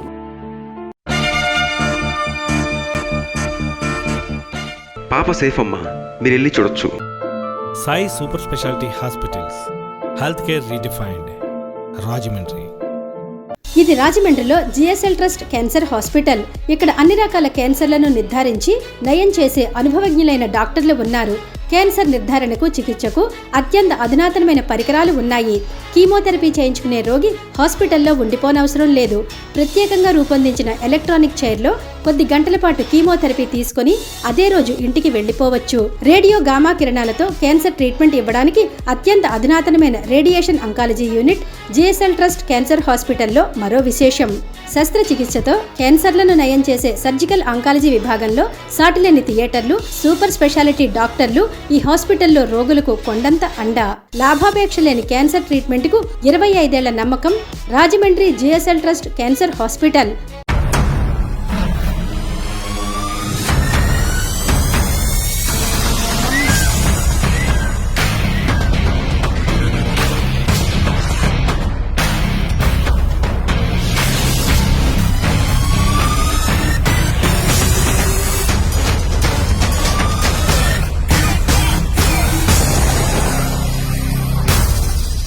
CP Reddy hero, main road, T Nagar, Rajahmundry. Cell 7797766389. Shanti PVC and HDPE pipes, blue casing pipes, Astral CPVC pipes, జెల్, Cera, Shanti pipes, tiles and sanitary, Rangachari street, T Nagar, Rajahmundry. బంగారు నగలపై అతి తక్కువ వడ్డీ 50 పైసల నుండి ప్రారంభం. బంగారం, వెండి వస్తువులపై 90% వరకు గరిష్టంగా తాకట్టుపై అప్పు ఇవ్వబడును. ఇతర సంస్థలలో ఉన్న వస్తువుల తాకట్టుపై ఉన్న అప్పును ఉచితంగా బదిలీ చేసుకునే సౌకర్యం. Debit card, credit card, online సదుపాయాలు కలవు. వివరాలకు శ్రీ వెంకటేశ్వర ఫైనాన్స్, ఆంధ్రా బ్యాంక్ ప్రక్కన, దేవి చౌక్, ఎల్ఐసి ఆఫీస్ ప్రక్కన, మెయిన్ రోడ్, రాజమండ్రి. నేను డాన్స్కి పనికిరానంట. ఏ ఎందుకని? ఈ మధ్యన డాన్స్ చేస్తూ సడన్గా పడిపోతున్నాను. దీనికి సరైన solution Sai Super Specialty Hospitals, Healthcare Redefined, Rajamundry. ఇప్పుడు ఇవన్నీ బాగానే ఉన్నాయి, ఎంతో బాగానే ఉంది. ఇప్పుడు సిస్టమ్స్ అన్నీ మారిపోతున్నాయి. ఇప్పుడు కరోనా తీసుకుందామండి, కరోనా వరకు వద్దాం. ఈ కరోనాలో ఈ కోచింగ్ సెంటర్స్ అలాగే క్యాండిడేట్స్ వీళ్ళ పరిస్థితి ఏమిటి? ఇది మళ్ళీ ఎప్పటికి పికప్ అవ్వచ్చు? ఈ కరోనా టైంలో అన్ని రంగాలు ఇబ్బంది పడ్డట్టే కోచింగ్ సెంటర్లు, స్కూల్స్, కాలేజెస్ అన్నీ ఇబ్బంది పడటం జరిగింది సార్. ఇది కోలుకోవటానికి ఎన్నాళ్ళు పడుతుంది అంటే ఈ వ్యాక్సినేషన్ వచ్చింది కనుక నెమ్మదిగా పేజ్ బై పేజ్ ఇస్తున్నారు కనుకండి అతి తొందరలోనే మళ్ళీ పాత రోజులు వస్తాయని భావిస్తున్నానండి. ఇప్పుడు స్లోగా పుంజుకుంటున్నాయి కానీ ధైర్యంగా ముందుకు రావడం అనేది ఇప్పటికీ కష్టంగానే ఉందండి. ఎక్కడెక్కడి నుంచో వస్తారు కాబట్టి వస్తారండి. అది వచ్చే వాళ్ళకి భయం, పంపే వాళ్ళకి భయం, స్కూల్స్, కాలేజెస్, ఇన్స్టిట్యూట్స్ నడిపే వాళ్ళకి కూడా కొంత భయంగానే ఉంటుంది సార్. అది పోవాలి అంటే కొన్ని మంత్స్ పడుతుందని నేను అనుకుంటున్నానండి. ఇప్పుడు మిగిలిన ఎడ్యుకేషన్ అంతా ఆన్లైన్లో జరుగుతుంది కానీ కోచింగ్ సెంటర్స్ ఇంక్లూడింగ్ ఐఏఎస్ ఎక్కడ ఆన్లైన్ కోచింగ్ ఎడ్యుకేషన్ అనేది తక్కువ అనుకుంటానండి. బాగా తక్కువ అండి. ఇది ఏమవుతుందంటే అండి డైరెక్ట్ ఫేస్ టు ఫేస్ ఉన్నంత ఈజీనెస్ ఎంత టెక్నాలజీ డెవలప్ అయినా ఆన్లైన్ క్లాసెస్లో అంత క్లారిటీ లేదనే అంటున్నారండి. కొన్ని సంస్థలు స్టార్ట్ చేసినాయండి. స్టార్ట్ చేసిన క్లాస్ రూమ్ అట్మాస్ఫియర్, క్లాస్ రూమ్లో విన్నది ఓ టీచర్ డైరెక్ట్గా మన డౌట్ని ఎప్పటికప్పుడు క్లియర్ చేయడం అనేది ఆన్లైన్ క్లాసెస్లో అంత సాటిస్ఫాక్షన్గా లేదు అని ఈ స్టూడెంట్స్ కూడా ఆన్లైన్ క్లాసెస్కి అంతగా ఇంట్రెస్ట్ చూపించట్లేదండి. కొన్ని చోట్లేమో ఈ నెట్స్ అందక, ఈ స్మార్ట్ ఫోన్స్ లేక, రిమోట్ ప్లేసెస్లో ఇబ్బందులు అవి ఉండగా కొంతమంది అయితే ఫేస్ టు ఫేస్కి ఇస్తున్న ఇంపార్టెన్స్ ఇవ్వక ఆన్లైన్ క్లాసెస్ అంత సక్సెస్ఫుల్ కాలేదండి. కోచింగ్ సెంటర్లు కూడా నాకు తెలిసి పెద్దగా ఎవరు స్టార్ట్ చేయలేదు సార్. ఇప్పుడు అన్నింటికి మించి అసలు ఇది ఈ కోచింగ్ సెంటర్స్ కాంపిటేటివ్ ఎగ్జామ్స్కి అన్నది మెయిన్ ప్రధానంగా చిట్కాలతో అంటే టెక్నిక్స్తో కూడుకున్న వ్యవహారం ఇది. అవును ఆ సార్. టెక్నిక్స్ ఇన్ పర్సన్ వింటేనే దానికి అది వాడికి సూట్గా వెళుతుంది. అవును సార్. ఆన్లైన్లో ఈ టెక్నిక్స్ ఎక్కకపోవచ్చు అది కూడా ఒక అడ్లు అయి ఉంటుందండి. అవునండి. ఇప్పుడు ఆన్లైన్ క్లాసులో ఒక స్టూడెంట్ డీవియేషన్ ఒక టీచర్ చూడలేకపోవచ్చు అండి. అదే డైరెక్ట్గా అయితే క్లాస్లో సబ్జెక్ట్ నుంచి డీవియేట్ అవుతున్నట్టు టీచర్గా పసిగట్టగలుగుతామండి. అప్పుడు వాళ్ళని కాజండి మేము దిక్కులు చూస్తున్నావు, లేకపోతే నువ్వు వినట్లేదు, వింటనట్టు నటిస్తున్నావు అనగలిగితే అలర్ట్ అవ్వటం జరుగుతుందండి. అదొక అడ్వాంటేజ్ ఉంటుందండి. అది ఒక చిన్న డౌట్ వచ్చినా సరే వెంటనే అడగటం, క్లియర్ చేసుకోవటం, లేదా ఒక ఎక్స్పీరియన్స్ టీచర్స్ లెక్చరర్స్ ఉంటే కనుక స్టూడెంట్కి ఎక్కడ డౌట్ రావచ్చు, అది ఏ రకమైన డౌట్ అయ్యి ఉండొచ్చు, ఇక్కడ మీకు ఈ డౌట్ వచ్చి ఉంటుంది అంటే ఎస్ సార్ అనటువంటి వాళ్ళు అడగకపోయినా ఆ డౌట్ ఇలా వస్తుంది అని ఎక్స్పెక్ట్ చేసి దాన్ని ఎక్స్ప్లెయిన్ చేయడం ద్వారా ఈ డైరెక్ట్ క్లాస్ రూమ్ టీచింగే మంచి సక్సెస్ఫుల్ టీచింగ్ సార్. తర్వాత రాజమండ్రిలో కోచింగ్ తీసుకోవడం, బ్యాంకింగ్కో, ఆర్ఆర్బీకో, లేకపోతే ఇంకో బిఎస్ఆర్బీకో, లేకపోతే ఇప్పుడు ఏదో స్టాఫ్ సెలక్షన్ కమిషన్కో, యూపీఎస్సీలో కొన్నింటికో దేనికో కోచింగ్ తీసుకోవడం. ఇక్కడికి వెళ్ళిన తర్వాత చిన్నగా సరాసరి నంద్యాల వెళ్ళడం, నంద్యాల వెళ్ళి నంద్యాలలో అక్కడ వేరే ఇన్స్టిట్యూట్లో ఇవి కోచింగ్ తీసుకున్న వాటి తాలూకు పేపర్లు రోజు పొద్దునుంచి సాయంత్రం వరకు ఆ పేపర్లన్నీ ఆన్సర్ చేయడం, అక్కడ కరెక్షన్ చేసి వాళ్ళు ఇవ్వడం అనేది అదో రకమైన సంస్థ నడుస్తుంది అక్కడ. అవునండి చెప్పి అంటారు. అవును గురించి మీరు విన్నారండి? విన్నాను సార్. అంటే ఏంటి ఇక్కడ మన దగ్గర కోచింగ్ తీసుకున్నాక అది లాభిస్తుందా అంటే అండి థియరిటికల్గా టెక్నికల్గా మనం బాగా క్లాస్ రూమ్ టీచింగ్ ఇవ్వగలుగుతున్నామండి. అలాగే ప్రాక్టీస్ కూడా చేస్తున్నామండి. అయితే ఏంటంటే అండి అక్కడ జరిగింది అక్కడ ఎక్కువగా ప్రాక్టీస్ చేస్తారు. Only practice. అవునండి. టీచింగ్ తక్కువ, ప్రాక్టీస్ ఎక్కువ అండి. ఇక్కడ మనం రెండు సమపాళ్ళలో వెళ్తామండి. అంటే టీచ్ చేసి ఫండమెంటల్స్ అబవ్ యావరేజ్గా పిల్లల్ని తయారు చేసిన తర్వాత వాళ్ళకి మనం టెస్టులు పెట్టడం చేస్తున్నామండి. అక్కడ ఏంటంటే డే 1 ఆన్వర్డ్స్ ప్రాక్టీస్ స్టార్ట్ చేసినారండి. అది ఒక పద్ధతి, ఇది ఒక పద్ధతి అండి. మనం అనుకోవటం ఇది ఒక సైంటిఫిక్ మెథడ్ అని నేను భావిస్తానండి. అక్కడ ఏంటంటే ఇప్పుడు సైంటిఫిక్ మెథడ్స్ కంటే కూడా రిజల్ట్ ఓరియంటేషన్కి 10th క్లాస్ వాడిని రుబ్బించినట్టుగా. అవునండి. ఆ రుబ్బడం అక్కడికి వెళ్ళి దీని మీద అంతే అండి. మార్నింగ్ 8 to నైట్ 8 వరకు రుబ్బి అక్కడికి వెళ్ళి ర్యాంక్స్ తెచ్చుకుంటున్నట్టుగా అండి. అంటే ఇప్పుడు ఒక రకంగా ఆ నాలెడ్జ్ ఏంటి అనే దానికంటే కూడా నేను సక్సెస్ అవుతున్నానా లేదా అని చూసుకునే రోజులు ఎక్కువ అవుతున్నాయి కనుకండి అలా జరుగుతుంది సార్. అయితే ఇప్పుడు దాన్ని మనం రీప్లేస్ చేసాం సార్. ఇప్పుడు మనం ఏంటంటే కేవలం మీకు ప్రాక్టీస్ కావాలి అంటే ప్రాక్టీస్ చేసుకోండి, సబ్జెక్ట్ ఎక్వైర్ చేసుకుని ప్రాక్టీస్ చేసుకుంటామంటే ఇలా రెండు పద్ధతులు మన దగ్గర ఉన్నాయండి. ఇప్పుడు సో ఆ లోటుని మనం భర్తీ చేసుకున్నాం సార్. సార్ ఇప్పుడు ఈ తరంలో వాడు బ్యాంకింగ్ ఇంకొకటి కాంపిటేటివ్ ఎగ్జామ్స్కి సన్నద్ధం అయ్యే వాళ్ళకి ప్రిపేర్నెస్ కోసం మనం ఇచ్చే సూచనలు మెలకువలు ఏమిటి? చాలా డీటెయిల్డ్గా వాళ్ళకి మాస్టర్ది సిసిసిలో ఇంటర్వ్యూలో చూసాము, నాకు ఉపయోగించింది అన్నంత డీటెయిల్డ్గా చెప్పండి, కెమెరా చూసి పర్వాలేదు. అంటే అండి ముందు డిటర్మినేషన్ అవసరం అండి. ఇక్కడ స్టూడెంట్స్ని మనం ఒక 2-3 రకాలుగా డివైడ్ చేసుకోవచ్చండి. ఒకటి టైం పాస్ కోసం వచ్చేవాళ్ళు, 2 మన చుట్టాల్లో ఫలానా వాడు అక్కడ కోచింగ్ తీసుకొని సెటిల్ అయ్యాడు, నువ్వు వెళ్ళు, నువ్వు అక్కడ కోచింగ్ తీసుకొని పేరెంట్స్ ఫోర్స్ మీద వచ్చి ఇక్కడికి వచ్చి అటెన్షన్ పే చేయని వాళ్ళు. ఇక 3వ రకం నాకు ఏదేమైనా జాబ్ కావాలి లేకపోతే నాకు భవిష్యత్తు లేదు అని వచ్చేవాళ్ళు. ఇలా 3 రకాలుగా మనం డివైడ్ చేసుకోవచ్చండి. ఈ మొదటి 2 రకాల వాళ్ళు క్లాసులో వాళ్ళకి వాళ్ళు డిస్టర్బెన్స్, పక్క వాళ్ళకి డిస్టర్బెన్స్ అండి. నేను ఒక్కొక్కసారి చెప్పేది అదే, మీరు పేరెంట్స్కి చెప్పేసుకోండి డైరెక్ట్గా, నేను ఇక కోచింగ్ వద్దు నాకు, నేను వినలేకపోతున్నాను అనుకున్నప్పుడు మీరు పోయి వ్యవసాయమో వ్యాపారమో ఒక ప్రైవేట్ సంస్థలో ఇప్పుడే సెటిల్ అయిపోవటమో చేయండి. ఇక్కడ టైం వేస్ట్ చేసుకోవద్దు. మీరు టైం వేస్ట్ చేసుకోవడంతో పాటు సీరియస్నెస్ ఉన్న వాళ్ళని కూడా వాళ్ళతో చాటింగ్ పెట్టుకొని మీరు వాళ్ళని ఇబ్బంది పెడుతున్నారని కూడా చెప్తానండి. ఇక ఈ పేరెంట్స్ ప్రెషరా లేకపోతే టైంపాస్ కోసమా లేదా సీరియస్గా వచ్చేవాళ్ళు ఎవరైనా కానివ్వండి, కొంతమంది సిల్లీగా వచ్చి సెటిల్ అయిన వాళ్ళు కూడా ఉన్నారండి. తర్వాత ఇక్కడికి వచ్చి మారి అంటే చుట్టూ ఉన్నవాళ్ళు చదవటం చూస్తే వీళ్ళలో కూడా చదవాలనే భావం వచ్చి డెవలప్ అయిన వాళ్ళు కూడా ఉన్నారండి. వీళ్ళకి ఏంటంటే ఫస్ట్ నేను ఏ ఎగ్జామ్స్కి ప్రిపేర్ అవ్వాలి, నాకున్న ఎలిజిబిలిటీ ఏంటి, నా స్కిల్స్ ఏంటి, నా మెరిట్స్ ఏంటి, నా డిమెరిట్స్ ఏంటి అనేది ఇండివిజువల్గా లేదా మాలాంటి వాళ్ళతో డిస్కషన్స్లో వాళ్ళ స్ట్రాంగ్ పాయింట్స్, వీక్ పాయింట్స్ తెలుసుకోవాలండి. అంటే ఫర్ ఎగ్జాంపుల్ ఇక్కడ ఒక 5 సెక్షన్స్లో వాళ్ళకి రిటర్న్ ఎగ్జామ్, ఇంటర్వ్యూస్ ఉన్నాయనుకోండి.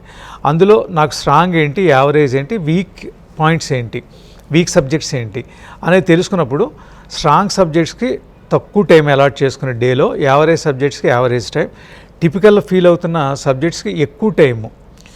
అంటే ఇప్పుడు మనం కష్టపడే ఈ 3 months 6 months or just more than 6 months 1 year లోప మనకేదో ఒక డెస్టినీ ప్రకారం సెటిల్ అవుతాం. ఈ టైంని మీరు క్లియర్గా ప్లాన్ చేసుకుంటే ఈ పీరియడ్ క్రాస్ అవ్వకుండా మాత్రం ఉంటుందండి. లేకపోతే నేను కష్టపడుతున్నాను అనుకుంటాడు కానీ బుక్కు అలా ముందు పెట్టుకోవటం, ఆలోచన వేరే చోటకి వెళ్తే మాత్రం అది అయ్యే పని కాదండి. అదొకటి. 2, ఇప్పుడు నేను ఒక అర్థమెటిక్ రీజనింగ్ చెప్పే ఫ్యాకల్టీగా నేను చెప్తున్నది, ఇప్పుడు ఒక క్వశ్చన్ పేపర్ సాల్వ్ చేస్తున్నప్పుడు లేదా ఒక టాపిక్ సాల్వ్ చేసుకుంటున్నప్పుడు ఆ క్వశ్చన్స్ని 3 partsగా డివైడ్ చేసుకోవటం. కొన్ని క్వశ్చన్స్ చూడగానే ఐడియా రావటం, ఆన్సర్ చేయటం, అవి బిలో యావరేజ్. కొన్ని క్వశ్చన్స్ కొద్దిపాటి ఆలోచనతో ఆన్సర్ చేయగలగటం, అవి యావరేజ్. కొన్ని క్వశ్చన్స్ అర్థమే కాకపోవటం, అర్థమైనా ఎక్కువ టైం తీసుకోవటం, అవి అబోవ్ యావరేజ్ టిపికల్. ఈ అబోవ్ యావరేజ్ టిపికల్ని ఐడెంటిఫై చేసుకొని వాళ్ళు అక్కడ టిక్ అవుట్ చేసుకుంటే అలాంటి క్వశ్చన్స్, లేదా క్వశ్చన్ మార్క్ పెట్టుకోవడం, సమ్ సింబల్. తక్కువ టైం ఉన్నప్పుడు ఈ ఏవైతే సింబల్స్ పెట్టుకున్నారో ఆ క్వశ్చన్స్ మీద ఎక్కువ కాన్సన్ట్రేషన్ చేసుకోవాలండి. చేసుకుంటే అప్పుడు ఏమవుతుందంటే ఈజీ క్వశ్చన్స్, యావరేజ్ క్వశ్చన్స్ ఎటు ఈజీ అవుతాయి.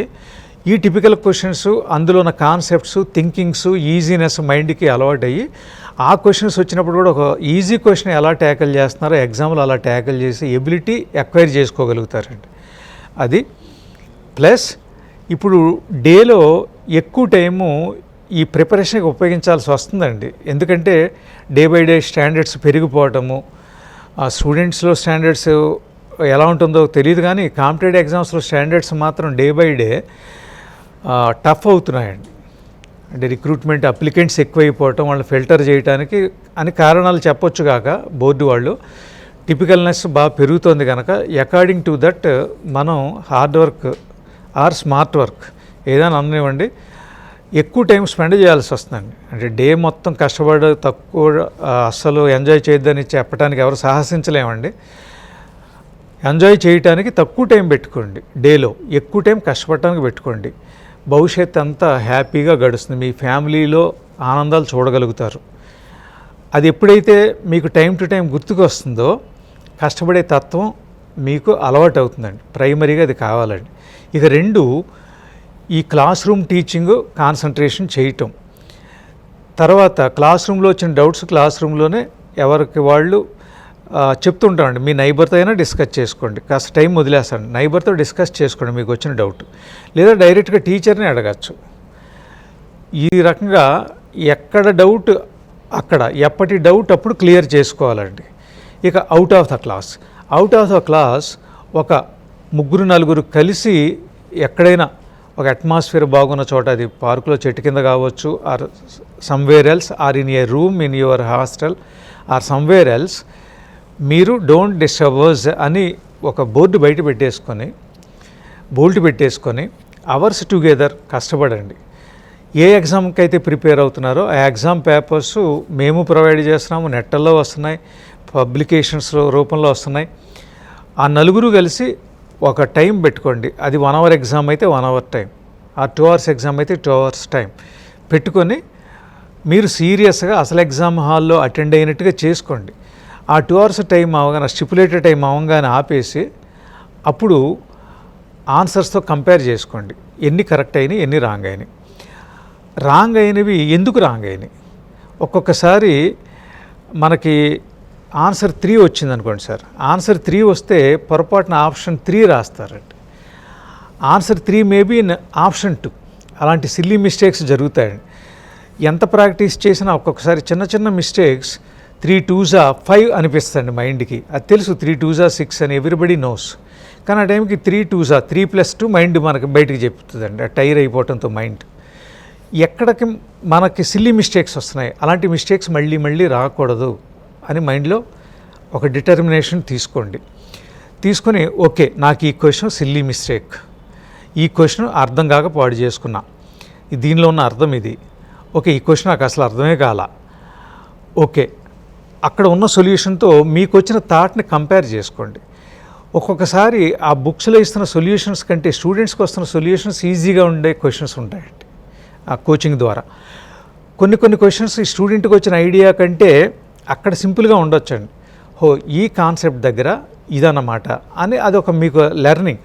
ఎప్పుడైతే లెర్నింగో మీరు ఒక సెపరేట్ బుక్ పెట్టుకొని the things I learn today అని రాసుకొని, ఆ డేట్ రాసుకొని, ఏ పాయింట్స్ ఆ రోజు కొత్తగా నేర్చుకున్నారు ఆ ఎగ్జామ్ రాయటం ద్వారా లేదా క్లాస్ రూమ్లో మీరు అక్కడ కొద్ది టైం పట్టినా రాసుకుంటే వీక్లో అట్లీస్ట్ ఏ డే ఆ 6 డేస్లో నేర్చుకున్నది ఒక్కసారి రివైజ్ చేసుకుంటే మళ్ళీ నెక్స్ట్ వీక్ అలాంటి కాన్సెప్ట్స్ వచ్చినప్పుడు యూ విల్ గెట్ రెడీ.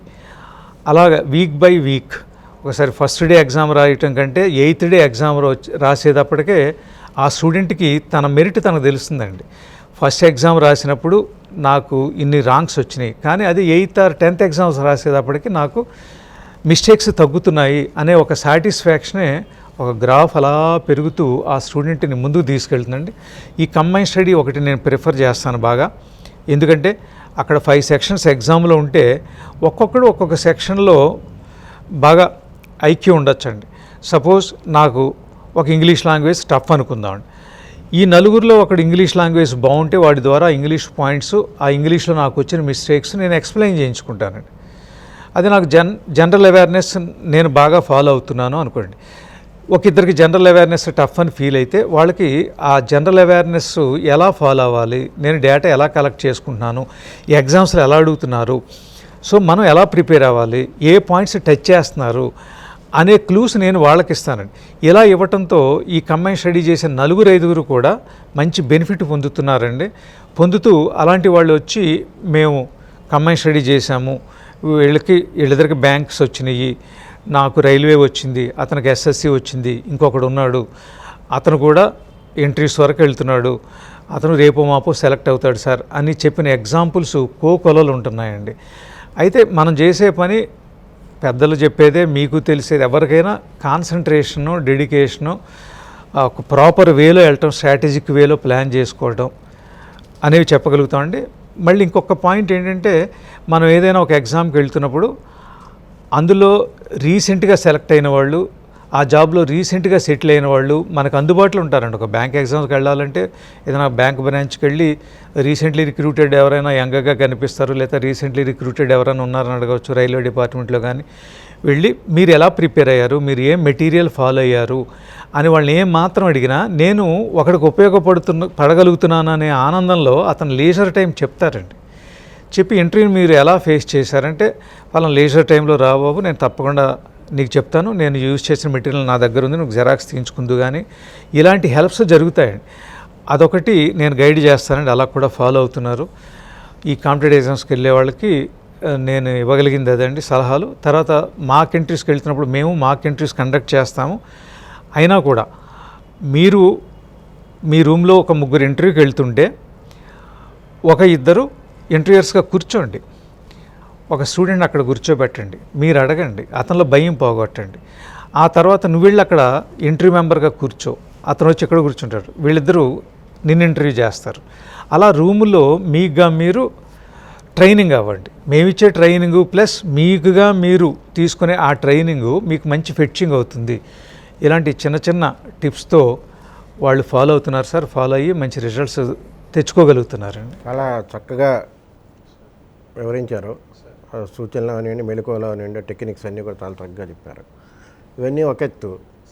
ఇప్పుడున్న మారిన ట్రెండ్లో, పరిస్థితుల్లో సర్కారు వ్యవస్థ చూస్తే అంతా ప్రైవేటైజేషను లేకపోతే డిమానిటైజేషన్ లాగే మొదలుపెట్టి అన్ని డీతో నడుస్తున్నాయి అన్ని వ్యవస్థలన్నీ. అవునండి. ఇలాంటి పరిస్థితుల్లో వస్తున్న అడ్డిల్స్ కొన్ని అయితే ఆర్టిఫిషియల్ ఇంటెలిజెన్స్ లేకపోతే ఐటీలో వస్తున్న మార్పులు, వీటి ప్రభావం మున్ముందు ఉపాధి అవకాశాల మీద ఎలా ఉండబోతుందని మీ అంచనా? మంచి క్వశ్చన్ సార్. దీనికి సమాధానం చెప్పడం కూడా కొద్దిగా కష్టమైన విషయమే.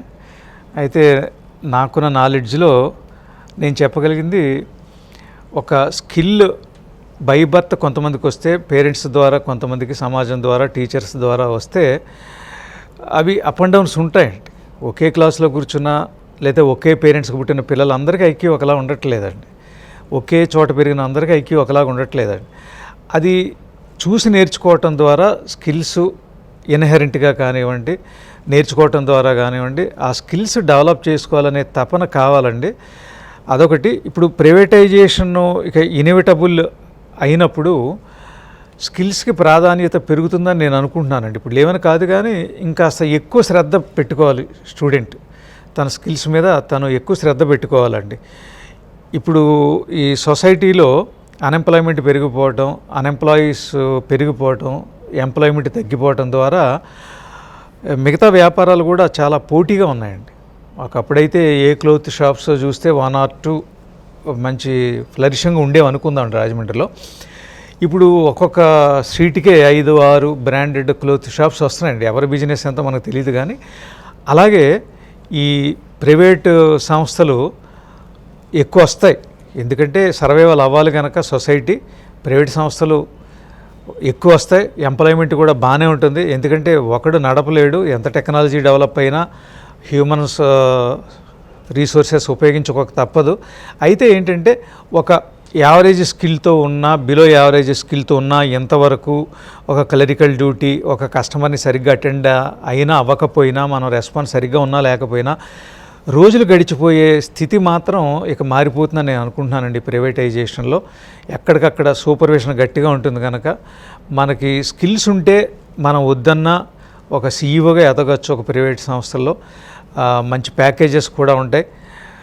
ఎప్పుడైతే మన మీద ఒక సూపర్విజన్ లేదో, ఒక స్కిల్డ్ పర్సన్కి అన్స్కిల్డ్ పర్సన్ ఈ ఇయర్స్ ఎక్స్పీరియన్స్ మీద ప్రమోషన్స్ వచ్చే స్టేజ్లో ఒక స్కిల్ ఉన్న వ్యక్తి నేనెందుకు కష్టపడాలి, వాడికి నాకు ఒకే విధంగా శాలరీ వస్తుంది, వాడు ఎక్కువ పని చేయడు, ఎక్కువ లేటుగా వస్తాడు ఆఫీస్కి, ఎర్లీగా వెళ్ళిపోతాడు, ఆడుకుంటున్నాడు, నేనే ఎందుకు కష్టపడాలి, ముందు జాబ్ వచ్చిన వెంటనే చాలా కష్టపడాలి, నాకు జీవితం ఇచ్చింది ఈ సంస్థ, నేను ఎంతో కష్టపడాలి, బాగా పని చేయాలి అనే ఉత్సాహంతో వస్తారు సార్. వాళ్ళ సీనియర్లు బట్టి వీళ్ళు మారిపోతున్నారండి. కానీ ఇప్పుడు ఈ ప్రైవేటైజేషన్లో అది బాగా తగ్గుతుందండి ఆ గ్యాప్. ఒక కుర్రాడు స్కిల్ డెవలప్ చేసుకుంటే ఎదగటం, ఒక ఎక్స్పీరియన్స్ అంటే ఇన్ టర్మ్స్ ఆఫ్ ఇయర్స్ ఉన్న వ్యక్తి తక్కువ కష్టపడితే కొన్నాళ్ళకి ఈ స్కిల్ ఉన్న యంగెస్టర్ అతను దాటిపోయే స్టేజ్ వస్తుందండి. ఆ రకంగా ఈ హ్యూమన్ రీసోర్సెస్లో స్కిల్స్ పెరిగే అవకాశం, సొసైటీకి ఉపయోగపడే అవకాశాలు అంటే మెరిట్స్ డిమెరిట్స్ ప్రతి దానిలో ఉంటాయి అనుకోండి. ఈ ప్రైవేటైజేషన్స్లో ఉండే డిమెరిట్స్ ఉన్నా కూడా ప్రతి ఒక్కడు కష్టపడే తత్వాన్ని పెంచుకోవాలి, తప్పదని నేను సూచిస్తాను. అవుట్పుట్ బాగుండే అవకాశాలు ఉంటాయి. అవును, నేను భావిస్తున్నది అది సార్. ఇది బాగుంది సార్. ఇది ఒకటి. మీరు బేసికల్గా మీరు ఆలోచనలో మొదట నేను ఇంజనీరింగ్లో టాపర్లుగా ఉండేవి కూడా కమ్యూనికేషన్ స్కిల్స్ లేకపోవడం వల్ల ఇబ్బంది పడ్డాను అన్న ఉద్దేశంతో కావచ్చు, లేకపోతే సమగ్రమైన విద్యార్థిని తయారు చేయాలి అనే ఉద్దేశంతో కావచ్చు. మీరు ఆర్కే స్కూల్ కూడా స్టార్ట్ చేశారు. అవును సార్, అవునండి. ఆర్కే స్కూల్ నడిపారు. బహుశా నేను అనుకోవడం 1990s తొలినాళ్లలో అవును సార్ మీరు దాన్ని కార్పొరేట్ స్థాయి స్కూల్ని టేక్ ఓవర్ చేసి దాన్ని కూడా విస్తరించారు. అవును సార్, అవునండి. దాన్ని ఎందుకు కొనసాగించలేకపోయారు? కర్ణుడి చౌకి అదే కారణాలు అనేకమేనండి. స్వతహాగా మంచి ఐడియాస్తో నేను ఉన్న అప్పట్లో ఏంటంటే మీరు అన్నట్టు నా ల్యాప్సెస్, నా డీమెరిట్స్ ఇప్పుడు యువతరానికి ఉండకూడదు. ఒక ట్రైబల్ ఏరియాస్, విలేజర్స్లో ఎక్కువ ల్యాబ్స్ ఉంటున్నాయి. అవి మనం వీలైనంత వరకు, నాకు చేతనైనంత వరకు వాటిని రెక్టిఫై చేయాలి అన్న ఉద్దేశంతో ఉండేవాడిని అండి. దాంతో కొంతమంది పూర్ ఫ్యామిలీస్ నుంచి వచ్చిన వాళ్ళకు కూడా నేను తక్కువ ఫీజుకి చేయగటం, వాళ్ళలో స్కిల్స్ డెవలప్ చేయాలనుకోవటం అండి. అప్పట్లోనే నేను ఏ స్కూలు చేయని కొన్ని పనులు చేశానండి. దాన్ని నేను గర్వంగా చెప్పుకోగలను. అవి ఏంటంటే ఈ కమ్యూనికేషన్ స్కిల్స్ డెవలప్మెంటు. అప్పట్లోనే నేను గ్రూప్ డిస్కషన్స్ ఆ పిల్లలకి 9th 8th క్లాస్ పిల్లలకి గ్రూప్ డిస్కషన్స్ అలవాటు చేయటం అండి. కాంపిటేటివ్ ఎగ్జామ్స్ అలవాటు చేయటం, కాంపిటేటివ్ ఎగ్జామ్స్ ఎలా ఉంటాయి అవి ఒక సబ్జెక్టుగా పెట్టి ఎగ్జామ్స్ పెట్టడం, అందులో ప్రైజెస్ ఇవ్వటం, వాళ్ళు అందులో ఇంట్రెస్ట్ చూపించటం అండి, ఇంటర్వ్యూ ఫేస్ చేయటం, ఇలాంటివన్నీ నేర్పుతూ వాళ్ళకు ఎక్స్ట్రా కరిక్యులర్ యాక్టివిటీస్గా చేసుకుంటూ వచ్చారండి. చాలామంది పేరెంట్స్ మనల్ని కూడా పొందామండి. అయితే ఏంటంటే అక్కడ కమర్షియల్గా లేకపోవటం అనేది, మనం ఎక్కువ మందికి హెల్ప్ చేయాలి, నేను పడ్డ ఇబ్బందులు పడకూడదు, వాళ్ళు అనుకోవటంలో నేనేమీ పే చేయలేను, నేను ఇలా వాచ్మెన్గా పనిచేస్తున్నాను, మా అబ్బాయి మీ స్కూల్లో ఏదో బాగుపడతాడని తీసుకొచ్చానంటే అంత కట్టే అంతే కట్టండి అని అనటం, సరే కట్టలేరా అని అనటం, ఇలాంటి ఒక సాఫ్ట్ కార్నర్ ఉందండి నాలో. దాంతో ఆర్థికంగా ఇక ముందుకు తీసుకెళ్ళలేని స్థితి. ప్రాబ్లం ఏంటంటే మీరు కమర్షియల్గా వెళ్ళకపోతే పేరెంట్కి నచ్చదు, చాలామంది పేరెంట్స్కి. అదొకటి జరిగింది సార్, అది ఉంది సార్. కమర్షియల్గా వెళ్ళకపోతే అక్కడ ఏం లేదు. ఇప్పుడు మిగిలినట్టుగా అడిగినంత, లేకపోతే నేను కట్టలేనండి అన్నవాడు నువ్వు అని మీరు రాడంటే ఉంది సార్. మిగిలిన పేరెంట్స్ కూడా వచ్చారనుకోండి, అది కాంపెన్సేట్ అవుతుంది. మిగిలిన పేరెంట్స్ రారు, కమర్షియల్గా లేకపోతే వెళ్ళకపోవడం దౌర్భాగ్యం చాలా ఎక్కువ ఉంది మన సమాజంలో. మీరన్న పాయింట్ చాలా మంచి పాయింట్ క్యాచ్ చేశారు సార్. అది నేను చెప్పచ్చో లేదో అనుకుని చెప్పలేదు కానీ సార్, ఒక రిచ్ పర్సన్ వాళ్ళ అబ్బాయిని కారులో తీసుకొస్తే ఈ అబ్బాయినేమో చేత్తో నిక్కర్ వేసుకొచ్చిన పేరెంట్ తీసుకురావటం, రెండు సైమల్టేనియస్గా జరిగేవండి. ఆ రిచ్ పర్సన్ ఈ స్టూడెంట్ని, ఆ నిక్కర్తో వచ్చిన పేరెంట్ని చూసి కొద్దిగా ఫేస్ అదోలా పెట్టుకోవటం, ఏంటి ఇక్కడ ఈ మింగ్లింగ్ ఏంటి అని నన్ను క్వశ్చన్ అడిగిన రోజులు ఉన్నాయండి. నేను ఇంకా వీళ్ళ మైండ్ సెట్ మారలేదని ఫీల్ అయ్యేవాడిని అండి. అది ఆ గ్యాప్ అలా ఫామ్ అయిందండి. అది కూడా కొంచెం కమర్షియల్ పోకడం లేకపోతే పేరెంట్గా నచ్చట్లేదండి, అది పరిస్థితి. అప్పట్లో కూడా అండి ఈ కార్పొరేట్ స్కూల్స్ అంటే మీరు అన్నట్టు నేను నాలెడ్జ్కి ఎక్కువ ఇంపార్టెన్స్ ఇస్తాను సార్. ఆ స్టూడెంట్స్ని కూడా మీకు మార్కులు ఇంపార్టెంట్ కాదు, మీరు ఎంత సబ్జెక్ట్ ఎక్వైర్ చేశారు. నేను క్విజులు కూడా పెడుతూ ఉండేవాడిని సార్. ఆ క్విజెస్ అంటే ఆ సబ్జెక్ట్లో ఉన్న నాలెడ్జ్ని అప్లికేషన్స్కి సంబంధించి క్విజ్ ప్రోగ్రామ్స్ కండక్ట్ చేసేవాడిని స్కూల్లో.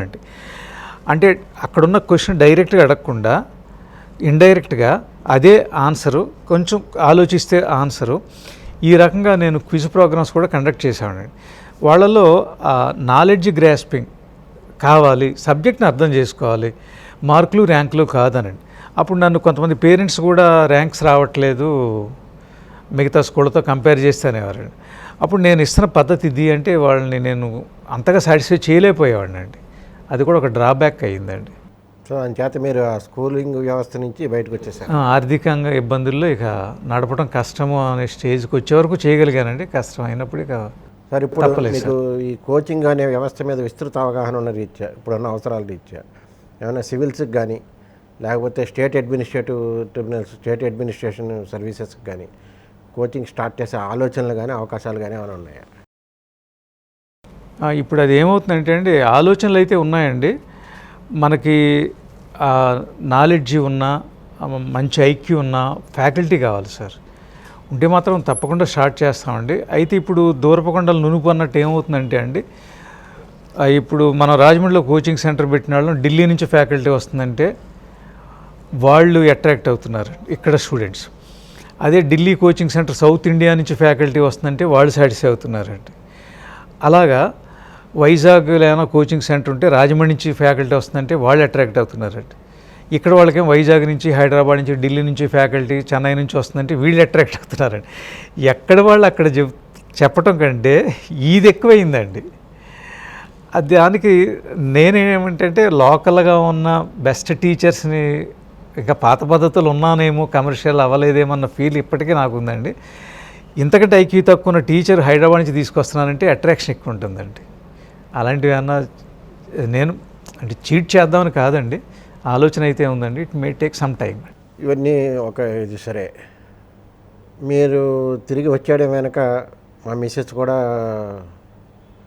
పోరు పెట్టింది, మనం వెళ్ళిపోదాం, ఎందుకు అక్కడ ఉద్యోగం చేయాలా, ఆఫీసర్ అయితే మాత్రం మనం అక్కడ మన ఊళ్ళో సంపాదించుకోలేమా కోచింగ్ సెంటర్తో అని అన్నారు. అవును సార్. ఇప్పుడు మీ సక్సెస్ని చూసి ఆవిడ ఆలోచనలు ఎలా ఉన్నాయి? తర్వాత మన కుటుంబం మీ తల్లిదండ్రులు, అప్పుడు మీ నాన్నగారు కూడా భయపడి ఉంటారు, బాగా ఇదేంటి వీడు బ్యాంక్ ఆఫీసర్ ఉద్యోగం వస్తే వదిలేసి వచ్చేసాడు. అవును సార్. బ్యాంకు మెట్లెక్కడానికే చాలా ఇదయ్యి రైతువారి కుటుంబం నుంచి వచ్చిన మీరు, అవునండి, ఒక బ్యాంక్ ఆఫీసర్ని, తన బ్యాంక్ ఆఫీసర్ అంటే చాలా పెద్దగా ఊహించుకుని తండ్రి వదిలేసి వచ్చేసాడంటే వాళ్ళు ఎలా భయపడ్డారు, వాళ్ళు ఎలా దాన్ని రిసీవ్ చేసుకున్నారు, పిల్లల నేపథ్యం, ఈ విషయాలు చెప్పుకుందాం. సార్ జాబ్ వచ్చినప్పుడు మీరు అన్నట్టు పేరెంట్స్ రిలేటివ్స్ అందరూ చాలా హ్యాపీ ఫీల్ అయ్యారండి. మా ఫాదరు మాది వంగలపూడి, పక్కన సీతానగరం అండి, 3 కిలోమీటర్స్. అక్కడ స్టేట్ బ్యాంక్ ఉండేదండి, ఇప్పుడైతే చాలా బ్యాంక్స్ వచ్చినాయి. మా ఫాదర్ పని మీద స్టేట్ బ్యాంక్ వెళ్ళినప్పుడు అక్కడ ఒక అమ్మాయి జాబ్ చేయడం చూసి, ఏ అమ్మ ఉద్యోగం ఎలా వచ్చింది, మా ఫాదర్ ఇలిటరేట్ అండి, ఎలా వచ్చిందమ్మా, ఏమైనా డబ్బులు పెట్టావా, ఎవరికైనా డబ్బులు ఇస్తే వస్తుందా, ఎలా వచ్చింది నీకు ఈ జాబ్ అని అడగటం జరిగిందంటండి. మా ఫాదరే మాకు చెప్పేవారండి. అప్పుడు ఆమె, అది ఏం కాదండి, వాళ్ళు ఎగ్జామ్ పెడతారు, ఐబిపిఎస్ అని ఉంటుంది, ఎగ్జామ్ పెడతారు, national school of banking material తెప్పించుకుని, ఎన్ఎస్బి అండి, ముంబై బేస్డ్ అండి, నేను ప్రాక్టీస్ చేసి సెలెక్ట్ అయ్యాను అని మా ఫాదర్కి చెప్పడం జరిగిందంటండి. మా ఫాదర్ ఇంటికి వచ్చి, ఉద్యోగాలు ఎలా వస్తాయంటే డబ్బులు పెడితే రావంట అని ఆయనకి అప్పటికే ఆయన అవేర్నెస్ వచ్చినట్టుగా మాతో చెప్పటం. నాకు బ్యాంక్ జాబ్ రాగానే నాకు అది ఆయన ఫేస్లో కనపడింది. ఆయనకి నేను గుర్తు చేశాను, అవును బాగా గుర్తు చేశావు, నేను నా కూతురు నా కొడుకు ఎవరో ఒకళ్ళ బ్యాంకులో ఉండాలని కోరుకునేవాడిని, పోనీ నువ్వు ఇంజనీరింగ్ వైపు వెళ్ళకపోయినా బ్యాంకులో ఉద్యోగం వచ్చింది, చాలా సంతోషం అని చెప్పారు. అయితే ఇలాగ అనుకుంటున్నాను అని నేను, అప్పట్లో అయితే ల్యాండ్ ఫోన్స్ కూడా ఇళ్లలో ఉండేవి కాదండి, లెటర్ రాస్తే వాళ్ళు పక్కలతో చదివించుకోవడం, పోస్ట్ మ్యాన్తో వాళ్ళే లెటర్స్ రాయించడం, వాళ్ళు రాసే ఇది లేదండి. నన్ను జాబ్లో కంటిన్యూ అవ్వమనే రిప్లై వచ్చిందండి. అయితే తర్వాత నేను ఎక్స్ప్లెనేషన్ ఇచ్చుకుంటూ నేను ఎలా బ్రతకగలను జాబ్ వదిలేస్తే అనేది మళ్ళీ నేను రిప్లై ఇస్తే, సరిగ్గా నీ ఇష్టం, అంత నీకు నమ్మకం ఉంటే అది నీ ఇష్టం, మేము చెప్పగలిగింది మేము చెప్పాను వాళ్ళంటే, నాకు అదొక ప్లస్ పాయింట్ లాగా అయ్యి నేను తిరిగి వచ్చాను సార్. వాళ్ళు తిరిగి వస్తానన్నప్పుడు మాత్రం చాలా ఇబ్బంది పడ్డారండి. మా బ్రదర్ కానివ్వండి, సిస్టర్స్, పేరెంట్స్, రిలేటివ్స్, తప్పు చేస్తున్నాడు వీడు అనుకున్నారండి.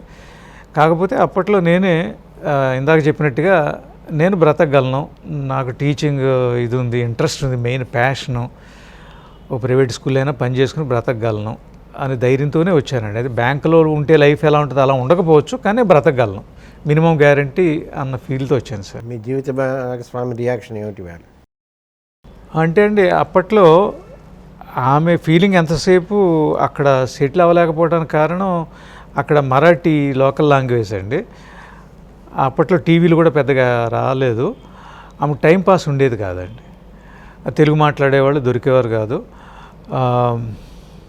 Marathi speaking people, time pass అవ్వకపోవటం. తర్వాత ఏంటంటే అప్పటికే వాళ్ళ పేరెంట్స్, వాళ్ళ తాతగారు ఇక్కడ సైకిల్ షాప్ ఉండేదండి, చల్లారాం సైకిల్స్ అని, వాళ్ళ ఫ్యామిలీ బిజినెస్ ఫ్యామిలీ అవ్వటం, ఎలాగైనా బ్రతకొచ్చు, బిజినెస్ చేసుకునైనా బ్రతకొచ్చు, ఈ మాత్రానికి ఇంత దూరం రావాలా, మనకు తెలియని ప్రాంతం, తెలియని భాష, ఆ ఫీలింగ్ ఎక్కువైపోయి ఆమె ఎక్కువ పోరు పెట్టడం జరిగేదండి. అప్పటికే ఆమెకి ఇది జాబ్ మానేటే కరెక్ట్ అనిపించేదండి. కానీ నేను చెప్తూ వచ్చానండి, చాలా కష్టపడి తెచ్చుకున్న జాబ్ ఇది, మళ్ళీ లైఫ్ ఎలా ఉంటుందో, మనం లైఫ్ ఎలా లీడ్ అవ్వగలము అని నా భయాన్ని ఎక్స్ప్రెస్ చేసామండి. కానీ ఎక్కువ పోరు పెట్టడంతో ఇక నేను కూడా కొంత మినిమం గ్యారంటీడ్ నా లైఫ్ నేను మళ్ళీ ఎంటీసీలో జాయిన్ అవ్వచ్చు, కోచింగ్ సెంటర్ రన్ చేసుకోవచ్చు, అవి కూడా కష్టం, ఏదో ప్రైవేట్ స్కూల్లో నన్ను తీసుకుంటారు, ప్రైవేట్ స్కూల్స్ చాలా వస్తున్నాయి కదా అని ధైర్యంతో రావడంతో దేవుడి దయ వల్ల బాగానే ఫ్లరిష్ అయ్యానండి. ఇప్పుడు ఈ సెలెక్ట్ అవుతున్న స్టూడెంట్స్ కానివ్వండి, వాళ్ళు ఇచ్చే కాంప్లిమెంట్స్ కానివ్వండి, నేను నా ఫ్యామిలీతో షేర్ చేసుకున్నప్పుడు దీని అంతటికి కారణం నేనే కదా అని ఆమె నాతో అంటాం, గర్వంగా ఫీల్ అవ్వడం. వాళ్ళు ఏమైనా ఈ అడ్మినిస్ట్రేషన్లో అది ఏమైనా మనకు షేర్ చేస్తున్నారా, ఏమైనా కోఆపరేట్ చేస్తున్నారా ఇన్స్టిట్యూట్ రన్నింగ్లో? అంటే స్కూల్ రన్నింగ్లో హాస్టల్ అంతా నా వైఫ్ చూసుకునేదండి, ఒక మదర్లీ ఎఫెక్షన్తో చాలా బాగా చేసేదండి. ఇన్స్టిట్యూషన్లో అయితే మా అబ్బాయి చూసుకుంటున్నాడండి, అడ్మినిస్ట్రేషన్ సైడ్, నేనేమో ఈ టీచింగ్ సైడ్. ప్రస్తుతం మా అబ్బాయి వచ్చాడండి, వాడు చూసుకుంటున్నాడు sir administration. More over photography ఒకటి ఇంట్రెస్ట్ అండి, నేషనల్ అండ్ ఇంటర్నేషనల్ లెవెల్లో బాగా నేమ్ అండ్ ఫేమ్ తెచ్చుకున్నాడు. ఇది తీసుకొచ్చాడు ఇంటర్నేషనల్గా అని చెప్పి. అవును సార్, దుబాయ్ రాజ్తో ఒక అవార్డు వచ్చిందండి, టెడెక్స్లో వచ్చిందండి, ఇప్పుడు వివో తరఫున పనిచేస్తున్నాడండి. సో మంచి నేమ్ అండ్ ఫేమ్ వచ్చింది సార్. నాకంటే మా అబ్బాయికి ఫాలోవర్స్ ఎక్కువ అవుతున్నారేమో ఒక్కోసారి నాకు అనిపిస్తుందండి. అది మంచిదే కదా, మంచిదే, మంచిది. ప్రోత్సాహం మీరు మీ తండ్రికి ఇచ్చారు, ఇప్పుడు మళ్ళీ మీ అబ్బాయి మీకు ఇస్తున్నాడు. అవును సార్, అవును సార్, మిగిలిన పిల్లలు. అవునండి. ఆ దుబాయ్ రాజు ప్రైజ్ ఇచ్చినప్పుడు దుబాయ్ నన్ను పిలిచారు చూసావా అంటూ ఉంటాడండి. నాకు ఇంటర్నేషనల్ లెవెల్లో నాకు వచ్చిన నేను వెళ్ళలేదు సార్. ఈ నేషనల్ లెవెల్లో అయితే Rashtriya Ekta award, pride of India awards వచ్చినాయండి. నేను అవి చెప్తానండి. లేదు నేను దుబాయ్ వెళ్ళాను, నువ్వేమో ఇండియాలోనే వచ్చినాయి ఈ ప్రైజులు, సరదాగా మాట్లాడుకుంటాం. మీరు అవార్డు వాటికంటే కూడా మీరు నిజానికి రకంగా చెప్పాలంటే మీరు ఇంట్రావర్ట్, మీరు బయటకు వ్యక్తం అయ్యే మనిషి కాదు. మీరు అదొకటి ఉంది సార్. మీరు బయటకు వ్యక్తం కాదు. మీరు మీ దగ్గర ఉన్నదంతా కూడా 10 పంచాలి, సమాజంలో వెనకబడి ఉన్నవాడిని పైకి తీసుకురావాలి అన్న ఆలోచనలతో ఉన్నవారు. కాబట్టి మీకు పిల్లలు కూడా ఎదుగొచ్చారు, కలిసి వచ్చి అన్నీ బాగా ఇది జరిగితే మంచి చక్కటి ఇది ఇస్తున్నారు. ఇంకా మీరు సివిల్స్ వైపు కూడా పెట్టి చేయాలనే ఆలోచన ఉందని చెప్తున్నారు. చాలా సంతోషం. ఇది ఖచ్చితంగా మీ వివరాలు, మీ సక్సెస్ ఇది ఖచ్చితంగా నవతరానికి, యువతరానికి, భవిష్యత్ తరాలకి అందరికీ కూడా స్ఫూర్తిదాయకం అవుతుందని చెప్తూ నమస్కారం. సంతోషం. Thank you sir. మంచి అవకాశం ఇచ్చి నా మనసులో మాటలు పంచుకునే అవకాశం ఇచ్చినందుకు. మీరు ఖచ్చితంగా యువతకి రోల్ మోడలు, ముఖ్యంగా గోదావరి తీరానికి రోల్ మోడలు. ఇవాళ దేశంలోనే మిమ్మల్ని ఆదర్శంగా తీసుకుని అనేక వ్యవస్థలు వచ్చి ఇవాళ స్వయం ఉపాధి కేంద్రాలుగా వర్ధిల్లుతున్నాయి. ఎంతోమందికి జీవితాల్లో ఉద్యోగం రాకపోతే వెంగపడిపోక్కర్లేదు. అంచేత మనం ఏదో రకమైన ఉపాధిని తెచ్చుకోవాలంటే ముందు మన స్కిల్స్ పెంచుకోవాలి. స్ఫూర్తిని మీరు నింపారు. కొన్ని వేళ మీరు చెప్పింది మామాట పడుతూ చెప్పారేమో అనుకుంటున్నాను, 50,000 కుటుంబాలని. నా దృష్టిలో 1,00,000 కుటుంబాలకు పైగా ప్రత్యక్షంగా పరోక్షంగా చూస్తే లక్షల కుటుంబాలు మీ స్ఫూర్తితోటి వేళ దేశంలో అన్ని ప్రాంతాల్లో, అన్ని రాష్ట్రాల్లోనూ విస్తరిల్లేని చెబుతూ స్వస్తి. నమస్తే sir.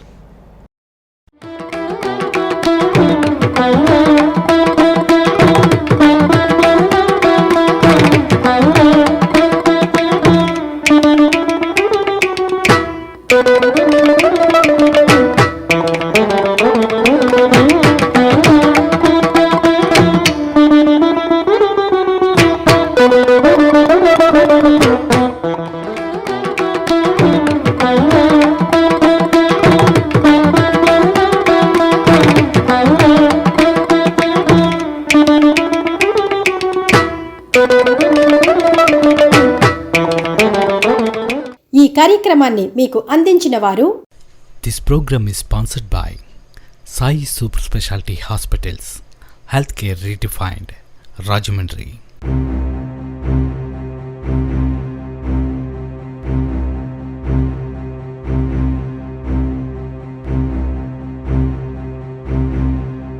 When in emergency, Sai Super Specialty Hospitals, Healthcare Redefined, Rajamundry. ఇది రాజమండ్రిలో జిఎస్ఎల్ ట్రస్ట్ క్యాన్సర్ హాస్పిటల్. ఇక్కడ అన్ని రకాల క్యాన్సర్లను నిర్ధారించి నయం చేసే అనుభవజ్ఞులైన డాక్టర్లు ఉన్నారు. క్యాన్సర్ నిర్ధారణకు, చికిత్సకు అత్యంత అధునాతనమైన పరికరాలు ఉన్నాయి. కీమోథెరపీ చేయించుకునే రోగి హాస్పిటల్లో ఉండిపోనవసరం లేదు. ప్రత్యేకంగా రూపొందించిన ఎలక్ట్రానిక్ చైర్లో కొద్ది గంటల పాటు కీమోథెరపీ తీసుకొని అదే రోజు ఇంటికి వెళ్లిపోవచ్చు. రేడియో గామా కిరణాలతో క్యాన్సర్ ట్రీట్మెంట్ ఇవ్వడానికి అత్యంత అధునాతనమైన radiation oncology unit GSL trust cancer హాస్పిటల్లో మరో విశేషం. శస్త్రచికిత్సతో క్యాన్సర్లను నయం చేసే సర్జికల్ అంకాలజీ విభాగంలో సాటిలేని థియేటర్లు, సూపర్ స్పెషాలిటీ డాక్టర్లు ఈ హాస్పిటల్లో రోగులకు కొండంత అండ. లాభాపేక్ష లేని క్యాన్సర్ ట్రీట్మెంట్ కు 25 ఏళ్ల నమ్మకం. Rajahmundry GSL trust cancer hospital.